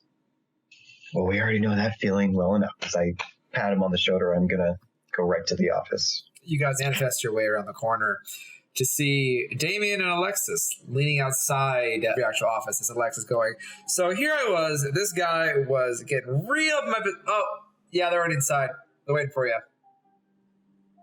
Appreciate it. He's just gonna walk on inside. As I'm coming up to them, I look to Damien, give him like a small nod, but I turn to Alexis like as I pass her, and I give her a small wink on the side. She just looks at you, slide. She hits you really hard on the shoulder. And Acer and Grayson, awkward and tense doesn't even begin to describe this room as you guys make your way in. Sun is on one side of the room, towards the center in front of the desks, on one of the very large meeting couches, constantly fidgeting herself. Crescent is staring at Sun, drilling daggers into her existence, and Eleonora is actually relaxed as she just sits there happily. She stands as you actually all enter, goes, very good, we can finally start. I'm gonna sit right next to Sun. Damn it. You plant yourself right next to her. She looks at you and scooches over just a tick away from you. But one thing that makes you immediately nervous as Eleanor takes her seat again, your eyes lock with Eleanor's. Go ahead for the sake of this. Go make a composure plus resolve for me. Oh dear God. 1 crit and a 1, so 5. So 5. Your eyes are glued to her. But you're not starstruck like last time. She is just insanely attractive. With that, I'm just going to turn towards Sun and be like, long time no see. How are you? Consider the fact that I spent a long time not seeing anything, I'm doing a lot better. I'm gonna audibly just go. Eleanor smacks you on the knee again. Right. So sorry about that. I would have said sorry before then, but some acid kind of came through my esophagus, so it's very hard to. I'm going to put on a very old piece of music. Now, is your record playing mechanical or electric? Mechanical. Okay. It's a song called Who Will Know. Very somber, but it does have a bit of, like the religious like hymns to it. Fair enough. As you put on this very gentle music, Crescent, you immediately recognize this as you've heard Eleanor actually singing this as she's walked the halls of the cathedral several times. As Eleanor is actually closing her eyes for a moment, kind of swaying a bit to the music, and just seems a little bit more relaxed and comfortable. Sun, no, is not. She is just watching Grayson, doing everything she can not to look at the Acer, who is a little bit too close for comfort. I will do a bit of humming as I go to my desk. Well, not to keep you here any longer. How can I help you? Sun just kind of folds her hands over her lap. I'm here on behalf of the prince to spread some news around and what's going on and anything that's different in the city. I just want to point out, very obviously, I am just a messenger. Don't take anything out on me. Just as a blanket statement. No reason. You are guests. Honored guests. Good. So I have a few things to let you know. One, Dragos sends his appreciation for his assistance during this tumultuous time. The city, as you can probably tell, is a little bit chaotic right now, as we have already had one La Sombra delegate beyond Sierra Von Burens and Eleonora and her coterie appear. He has presented his tribute and is now amongst the city. So things are going well, but obviously not everybody is happy about it. Which is why, obviously, Dragos thought it best for the newly appointed sheriff and her hounds to come with me. Probably will be a habitual thing if I have anything to say about it personally. It helps. With that in mind, due to the fact that there was an extensive amount of turmoil, and Dragos is now concerned about the general public's loyalty, he has enacted a price to show confirmation that the loyalty to the Camarilla and to his word stay intact. Until further notice, anybody with territory must be able to provide, at a moment's notice, free hunting ground to any of the Camarilla who need it, without cause or question or resistance. It is expected that they are to be respectful. Additionally, the caveat is that one curtails a herd or has a large following, they are to supply a blood tax. Once a month, they must supply a human's worth of blood to the Camarilla as a tithe for now to show their loyalty due to the unfortunate circumstances that we find ourselves in, where even within our own Primogen Council, there was treason. Until this can be rectified, and Dragos says that until he can confirm on who is definitely within the Camarilla's respects, this is the price that all have to pay equally. Seems a bit overkill if we're already giving them free hunting grounds, doesn't it? A bit. Well, that applies mainly to those with no herd, as not everyone specializes in curtailing a feeding stock. But those with herds, you pay a blood tax. Those without herds and just territory must allow CAM officials to feed as needed. Specifically, any Primogen, sheriff, hounds, or anybody that's on official Camarilla business must be given free way. Anything that includes orders from Dragos must not be barred and allows them to do as they need when they need it. So I would assume that entitles myself. You have a plethora of individuals that come here. So yes, under that definition, you would have a herd. Oh, starting next month, give you some time to get things in order, because Dragos is giving a grace period. Once a month, one of the hounds or the sheriff will come by to collect a single individual's worth of blood. If that means they take the individual, so be it. If you have fresh blood already supplied and preserved properly without it being contaminated by preservative chemicals, so to speak, that is also fine. Dragos would prefer the actual individual, though, until he says otherwise. And there is no alternative, as in, being that I just received some territory of my own, that would it be able to compensate if I would allow them to feed in that new territory? At this time, I am not aware of any exceptions. If you have any personal grievances with that, you're going to have to speak to the prince on that matter. I am merely relaying his will. I am not a negotiator. It doesn't even necessarily have to be from your herd per se, but it just simply states that those with a herd must provide at least a human's worth of feed to the Camarilla. If you don't want to pick from your herd and you wish to pick from the rack or the local crowd and you have that presented and ready, that is also a decent offering if your herd is too balanced and would cause problems. But the point is, those that with a herd have access to large groups of individuals must give their fair share in support of the CAM until further notice. Do not shirt the messenger, so to speak, as I've said before. That's so tempting. Eleanor leans over and slaps you on the knee once again. Yeah! Crescent, you just see her kind of crack one of her hands. That's enough. Acer Crescent, please. Thank you. Crescent, show some respect. Right. Sorry. I can't exactly get even anymore now that she's one of the hands, so I figure a little hazing might make me feel better. It has. Eleanor kind of leans forward in her seat ever so slightly. Crescent, you know this to be a posture of irritation for her. As she goes first, Crescent, you apologize. She is of status. I don't care what your history is with Sun. She is above your status. Apologize. Do you try to resist? No. I'm going to look to Grayson and then I'll look to Sun and be like, I apologize for my outburst, Sun. Sun just kind of dips her head. That's okay. I understand times are stressful. Eleanor slowly turns her head over to you, Acer. And furthermore, I don't like your tone. I understand there's some history between all of you, but I will not have it in my presence. Is that clear?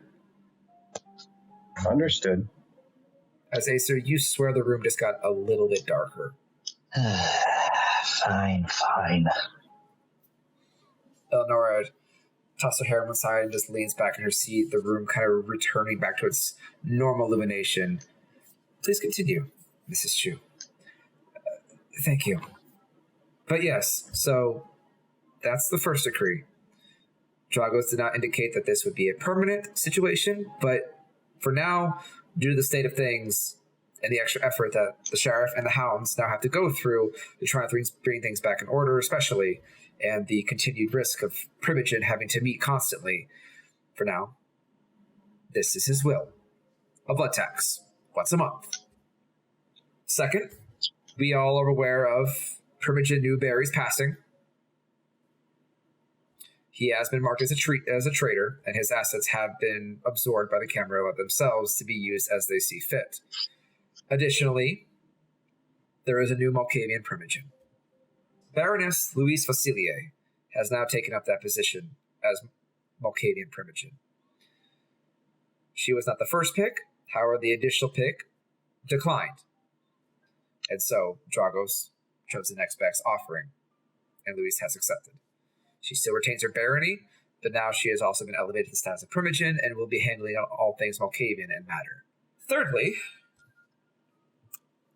despite many of the Primogen Council disagreeing with Dragos did make a point of saying that during the most recent Elysium, with this fiasco that we had to undertake, she comes over to Acer.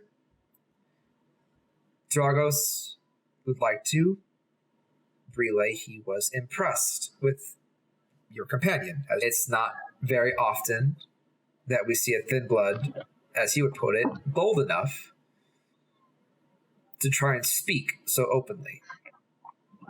While many kindred found this insulting, and many did take offense to this, Dragos saw it fit that, as he put it, if one were to be so bold to risk life and limb for those that he does not know, it is only best to reward that courage. So, while there is no Primogen position for a thin blood, Dragos has now found it best that Acer, until further notice, become the responsible recipient and present the thin bloods of Seattle. I'm sorry, what? You are to be the representative and voice for the Thin Bloods. And as such, you are expected now, whenever an Elysium for Primogen Council has been called, you are to attend. As a result, you will also be responsible for handling any problems or complaints that arise due to the nature of Thin Bloods. I'm not a leader. I just wanted to help Crescent. That is his decree. So until further notice, despite, again, many of the Primogen not agreeing with this statement, Dragos has found it best in his wisdom that this would be the next course of action, as there actually is a very large thin-blooded population within Seattle, and they are very fractured. So, if you have a problem with it, you can tell it directly to him. But until further notice, and for the foreseeable future, you are now the representative to Thin Bloods. You speak for them. And if anything comes down to issues regarding Thin Bloods, it is your responsibility to take care of it. Okay. He's not trying to hide it at all. You can visibly see him contemplating and thinking what the hell he's going to do, as he's never been in this role in his entire life. He's always been in the shadows. As Dragos states it, he was very impressed, again, with Acer's not only ability to stand up against those much more powerful than himself, those much older than himself, but also have the ingenuity and clever, sharp wit of mind to back up his words, and as a result, exposed a treasonous member of the Primogen Council. Acer's just going to sit there silently contemplating, like he's just staring off into space. Holy shit. Lastly, Dragos wanted me to pass on a letter to specifically you, Grayson, as she pulls over and leans over to a small little side purse that she's been wearing and opens her purse and pulls out a single envelope with the prince's seal and slides it over to you. I take the letter and put it in my lap. I am not to leave until you read it. So be it. I lean over and grab one of my letter openers and open up the letter. I have sent you the letter.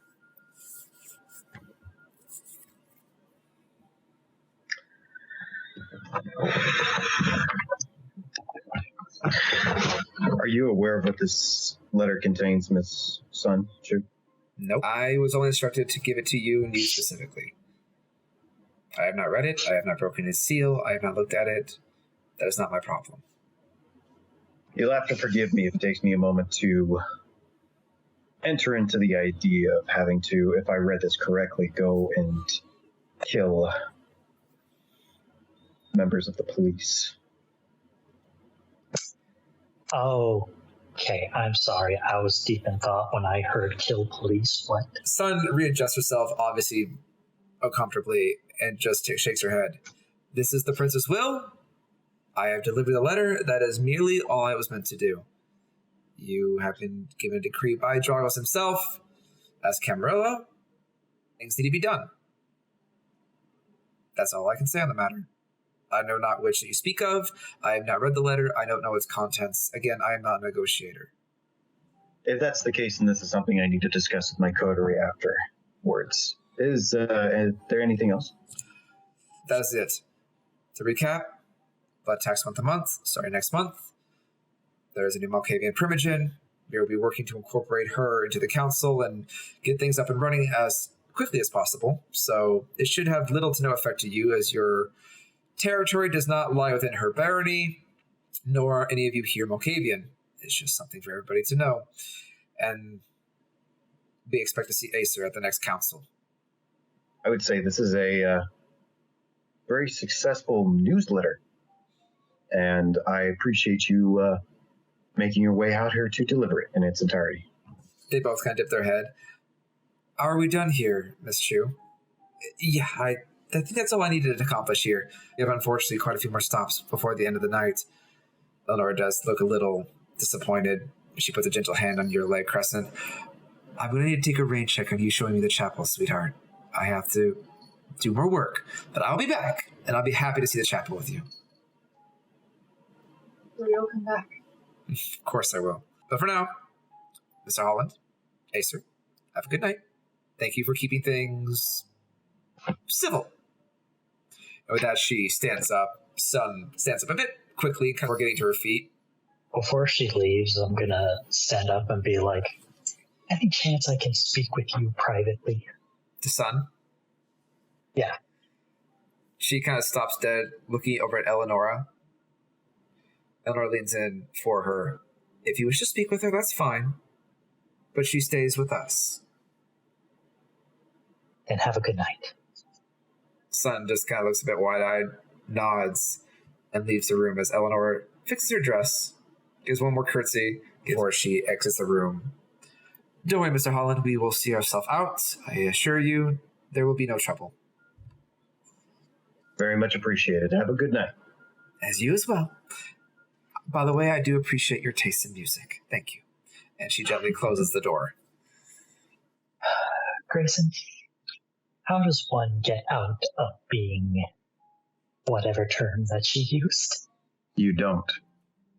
I mean, there's got to be a way, guys. Come on. There isn't. No, Acer, you're unfortunately sorry.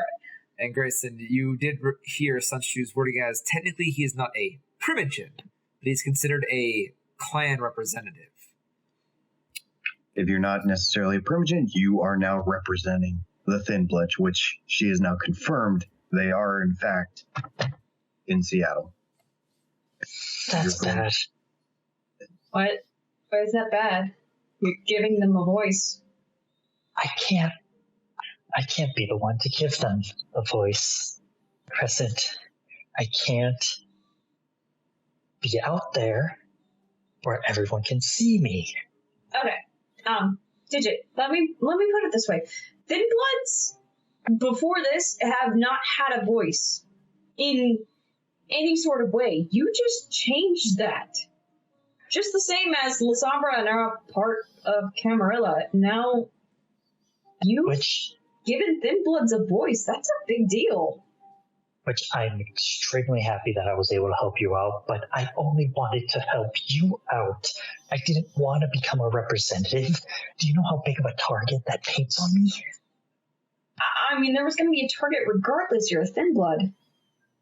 Yes, but see, here's the difference. The target on me is just on me. As a representative, the target gets bigger and expands to other people.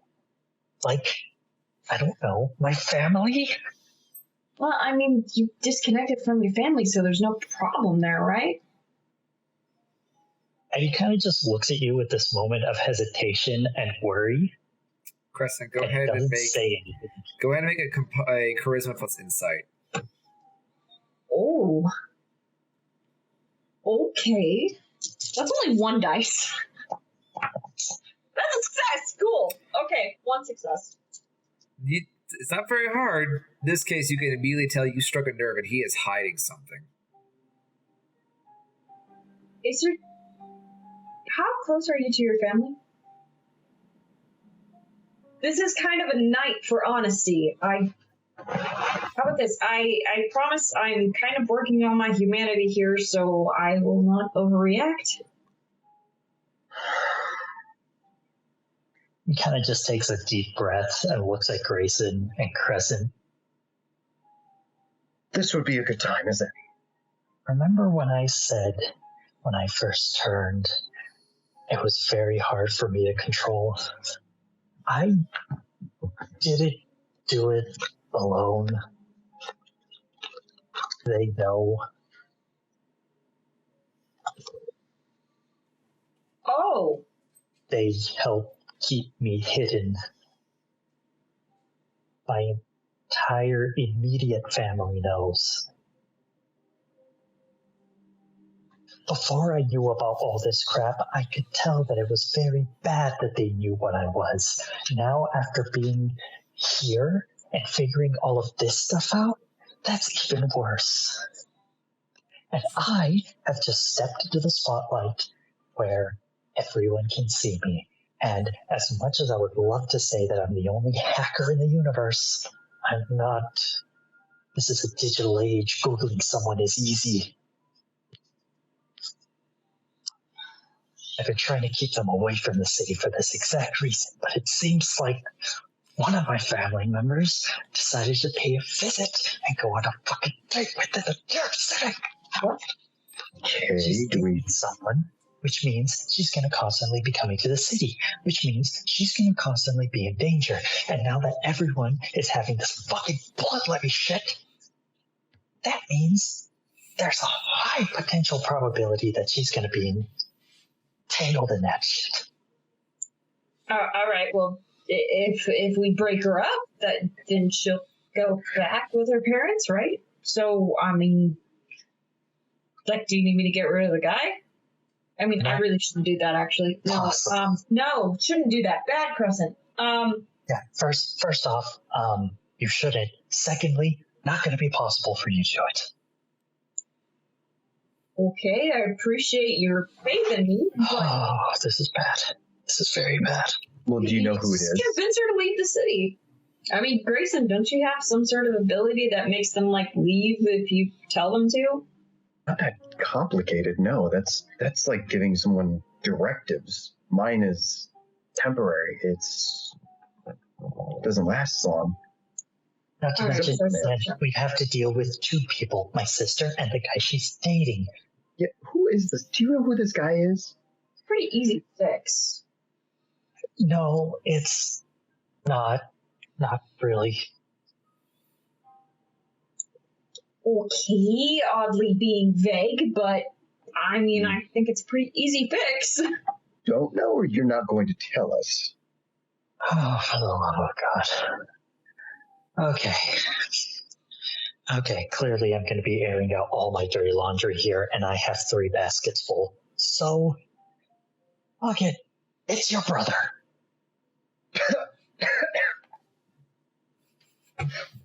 Grayson's? Not talking about his. Oh, well, I guess that's a good thing. What? Remember how I said it was so easy to Google search someone? Yeah. Well, when I first met you guys, I didn't trust you, and so I did a little background check on both of you. and what'd you find? Well, I knew who you were from the beginning, and you still confused the fuck out of me because I found your file, but it's just a little too light for a file on life. But I decided to drop it because, you guys saved my life. You seem like good people. And I thought, you know what? Maybe I could trust them a little. Light, as he points over to Grayson. So I poked enough to know that your background is fucking weird and yours is complicated. Mine. Yeah. What exactly did you find? Your real name, your real last name, and the connection to your family, which it seems like you haven't because they think you're dead. This makes me crazy. Would this trigger something in Grayson to think if there was somebody else who brought her in that day at the clinic? Thinking back, you remember her mother and her father as they were her legal parents by blood that brought her in, as they're the ones that admitted her because technically Cressa was 17. So she was still technically a minor. A lot of the paperwork you guys have been dealing with shows that Crescent had tried to emancipate herself, though failed, because on record, there was nothing wrong with the parents. There was no signs of physical abuse. There was from a well-off household. They didn't even pay with insurance. They physically funded Crescent's treatment out of their own pocket because of how wealthy her family was. So it was Crescent that had the problem, but there was one more individual that you remember. A younger boy. At that time, could be more than maybe 10, 11. He was a young boy, blonde hair, very polite, didn't really say much to you, but seemed extremely emotional that Crescent was being left here and had to be reprimanded by his mom several times, very gently, that this was the best for Crescent and she would come home when she's ready. And it does strike your memory that there was quite a few times that this individual, you remember, was it Timmy? Tanner? Thomas. Thomas was his name. And he'd come ever so often, especially during birthdays and holidays, to bring Crescent a gift or spend some time with her. Blondish, reddish hair. He pulls out his phone, pulls up the picture, and just kind of shows it. Yep. It's much older, and he is definitely a young adult, probably in his early 20s. That's the kid. And he looks good for his age, but that's the kid. You see. That's your brother. He's not supposed to be here. He's supposed to be off in some sort of fucking college, Princeton, Harvard shit. Why is he? Well, I don't know. And all I know is he's here with my sister, and they're inside the city, and Your sister. Okay. Time out. Okay. Your sister and my... No. This isn't, No. What? Look, right now, this is a really big problem. Yeah, your mortal sister and my mortal brother are here. Are in the city, while everyone has free reign to hunting and has a blood levy. Yeah, big problem. Yeah, I got that much. All right, we need to do something about this. Yeah, you can kind of see my frustration of not wanting my family to get mixed in on this, and I guarantee you, the more of a spotlight is on me, the more people are going to try and take advantage of that. All right. Dick move for looking us up.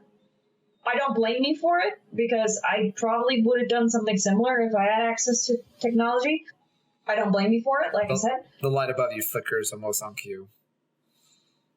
But, point being, we have to deal with the problem at hand. Either we break them up, or we push them far away from the city, or something. Maybe that's not our priority right now. I don't actually know. I'm distracted by the fact that my brother is actually in the city when he shouldn't be. Yeah, you and me both. Are they a cute couple at least?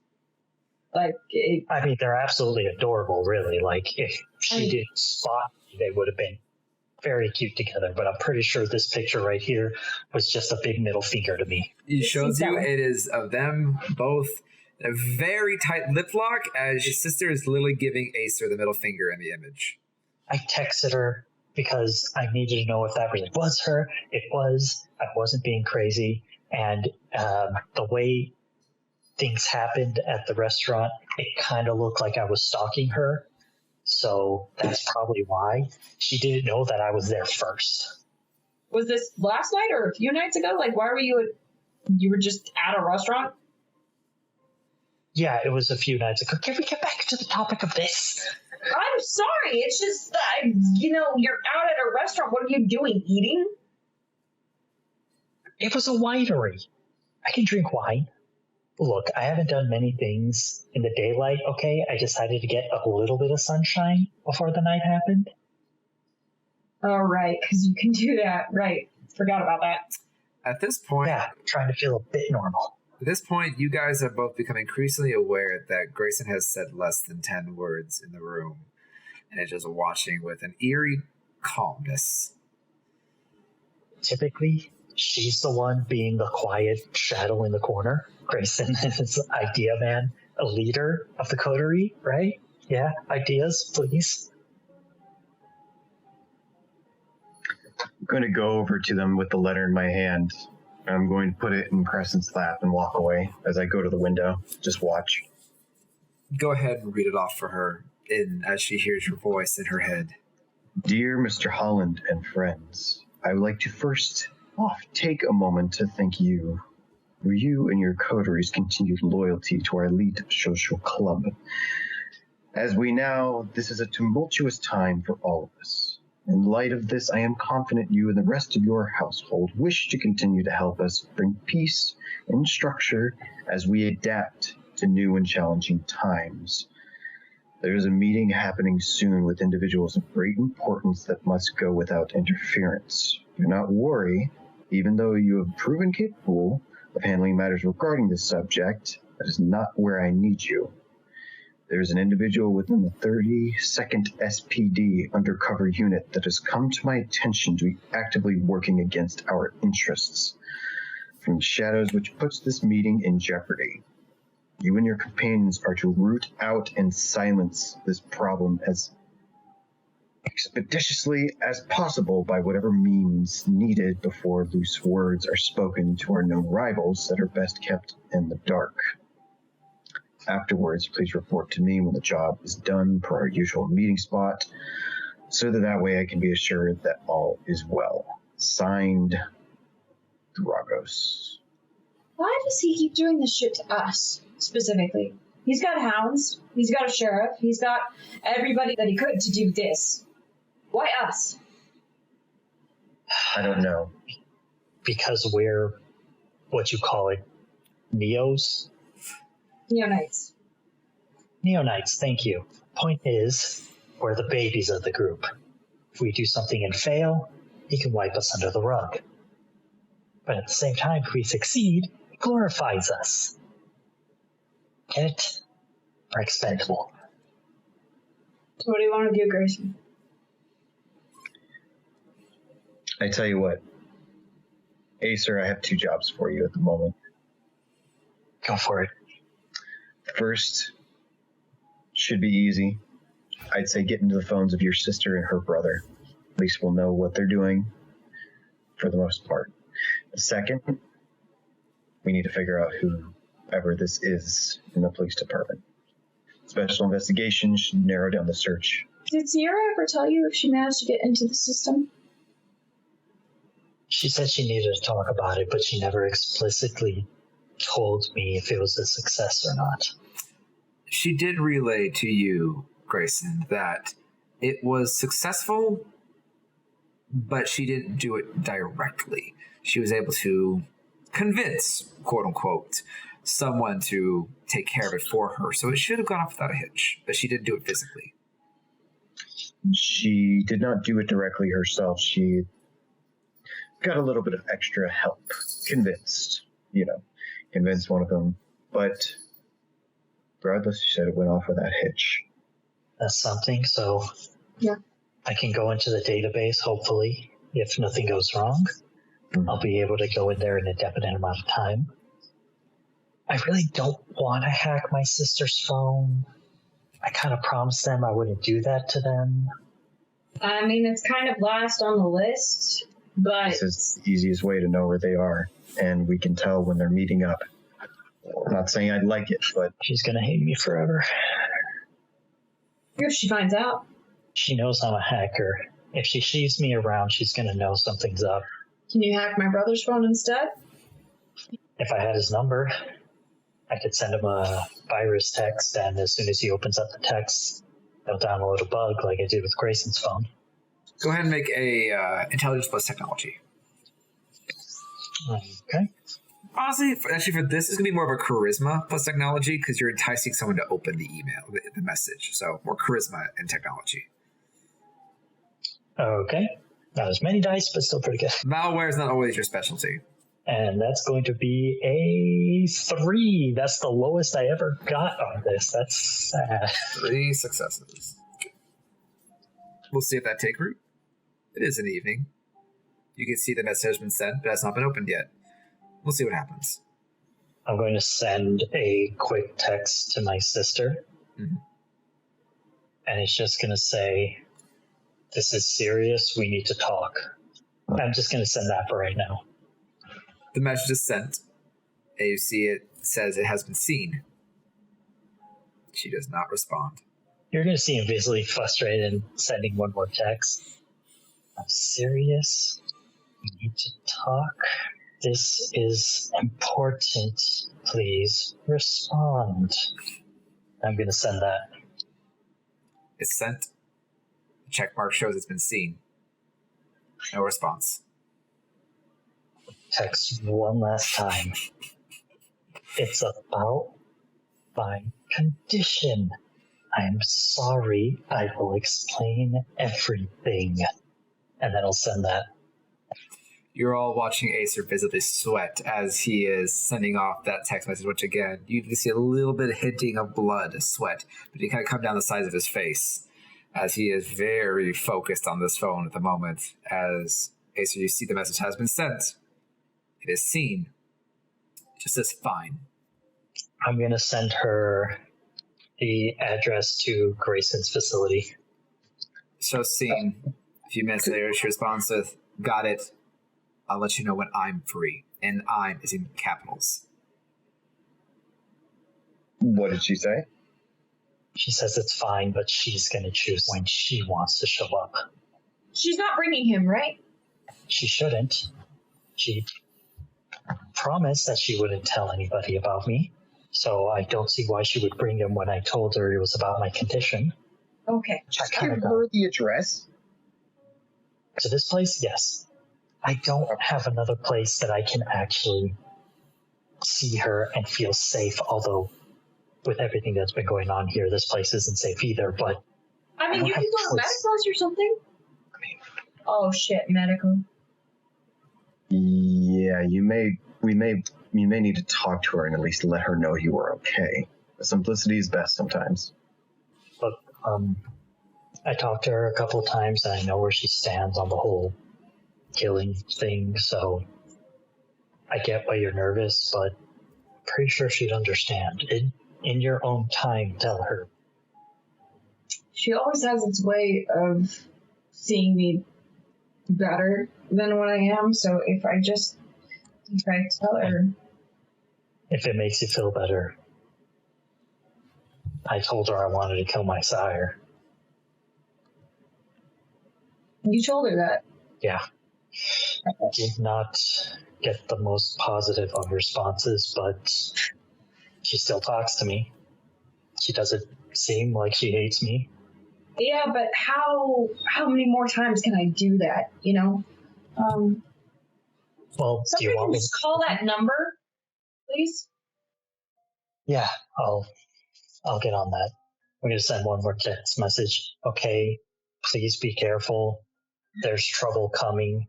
Stay out of the streets as much as possible, and I'm going to send that. It is seen, but there is no response. It's fine, that's fine. And then I'm going to pull out the card where she has Michael's number written on it, and I'm going to give that a call.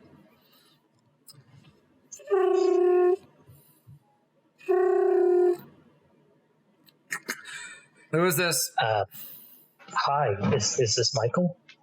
Who's asking? I'm a friend of Crescent's. Ah, fuck. All right. What?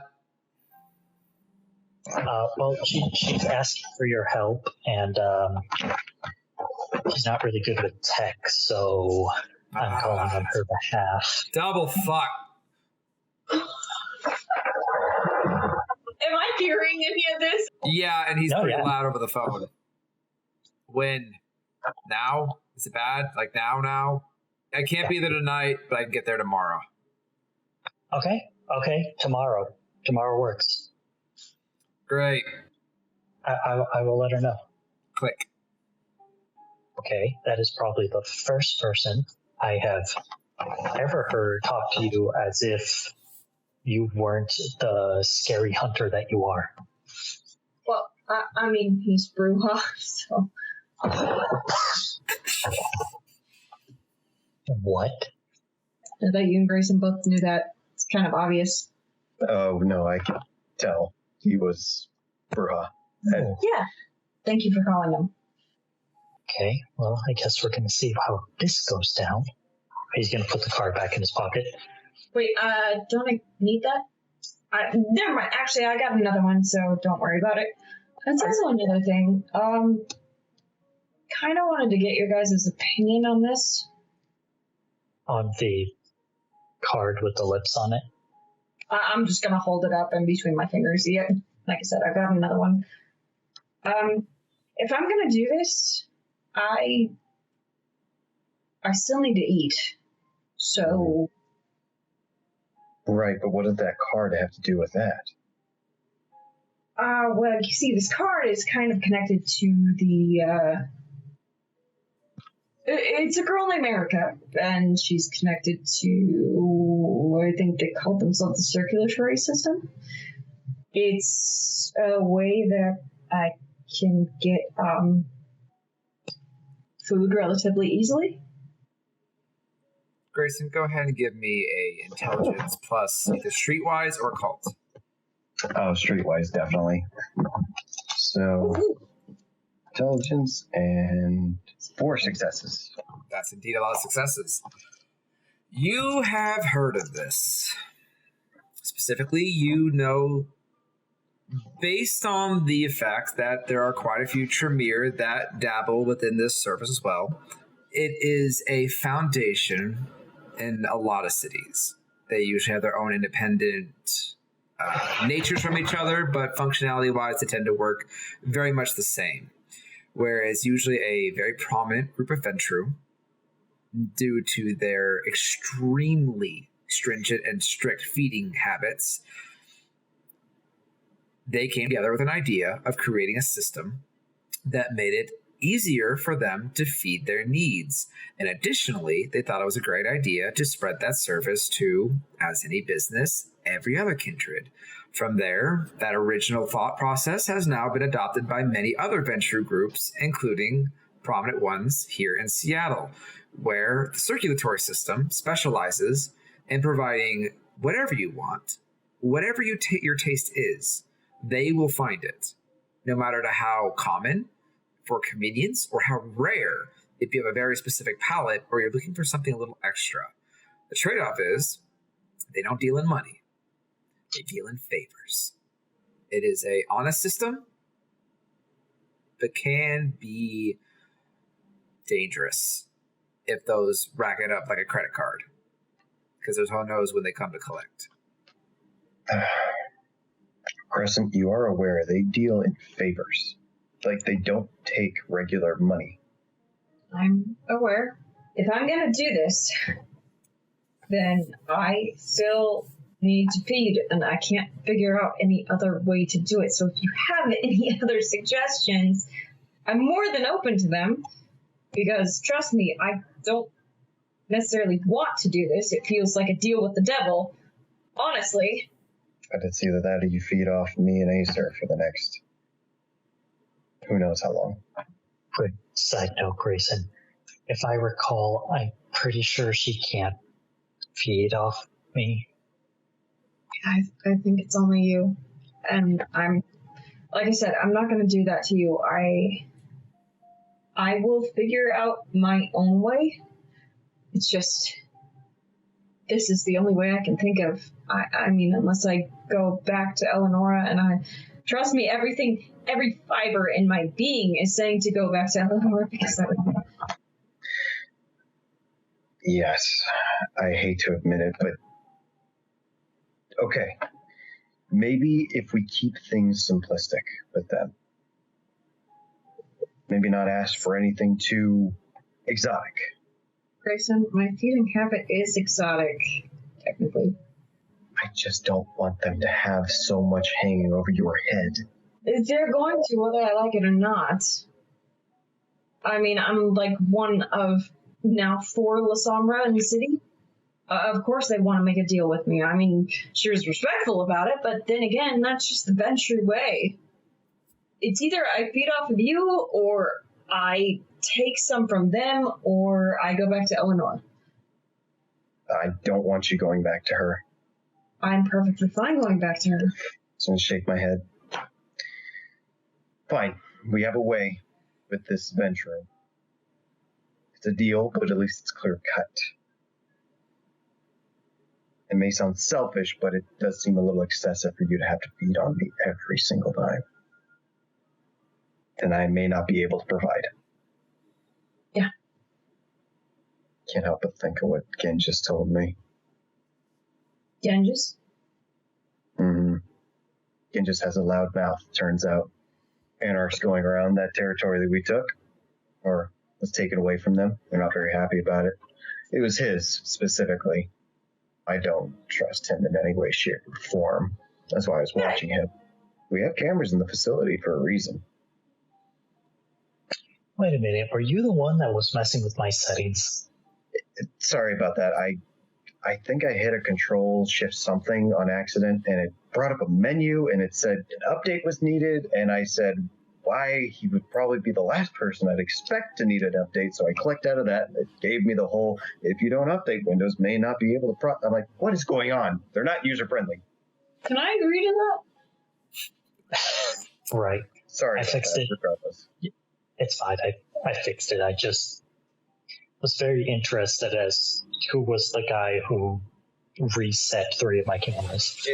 The X was right on top of the other, and your mouse started clicking. Like, I clicked once, and it said it was like 4 clicks, and I don't understand why it did that. And it's for the camera settings. It's an auto clicker. I use it for games when I want to cheat. Acer, it does kind of click with you why Grayson would be checking those cameras.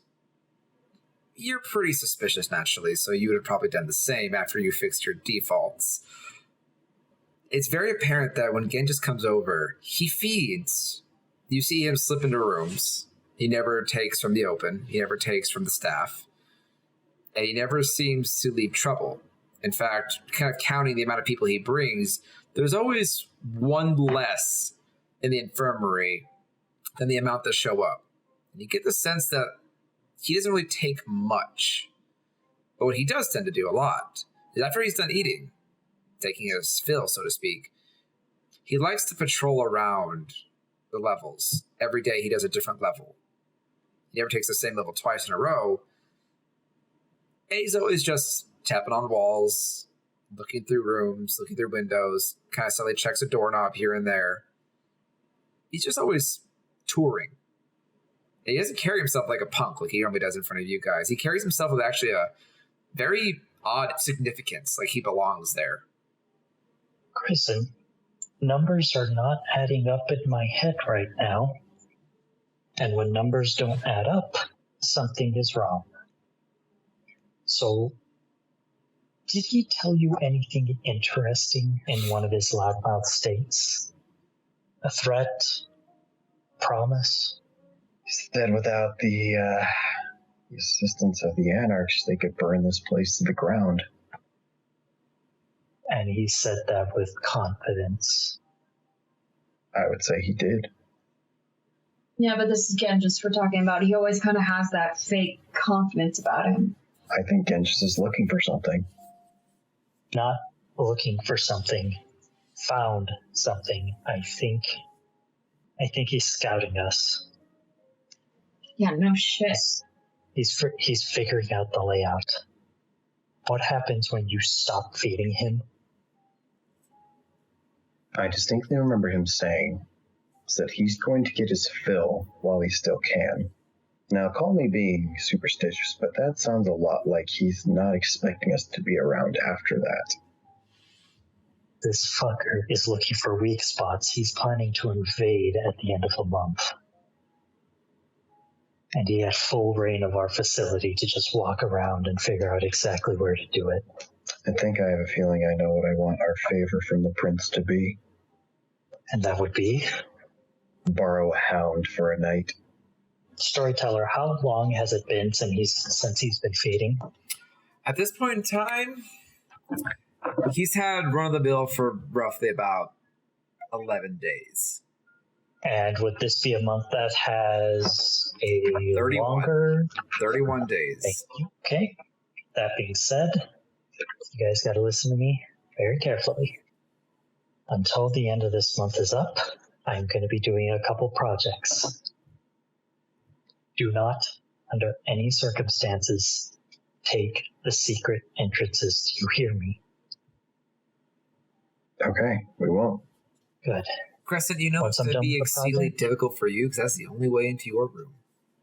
Once I'm done with the projects, I'll give you guys a schematic so only you two know exactly what's going on. Till then, stay out of the secret entrances. How do you expect me to get to my room? I will do your guys' room last. But for now, no one takes the secret entrances. And Grayson, by the end of this month, we need to have top security to make sure no one can get in from the outside. I think I'll talk to Rudy and see if I can get any more from that protection squad of his from the company. I'm going to be pulling a lot of all-nighters. I think I'm going to be doing a little bit of research of my own. Crescent, you're going to be my new guinea pig for a bit. For what? Yeah, I'm going to be doing some experiments. I need your help. I need Medico's help. We got to go talk to her. No. I'm not ready for that right now. By the end of this month, if I don't have things prepared, no one's going to be ready. This is going to make sure she doesn't get hurt. All right. Fine. What do you need me to do? I need you to go shopping with me and Medico. Oh, great. That's a great start to this. Oh, yeah, it's going to be fun.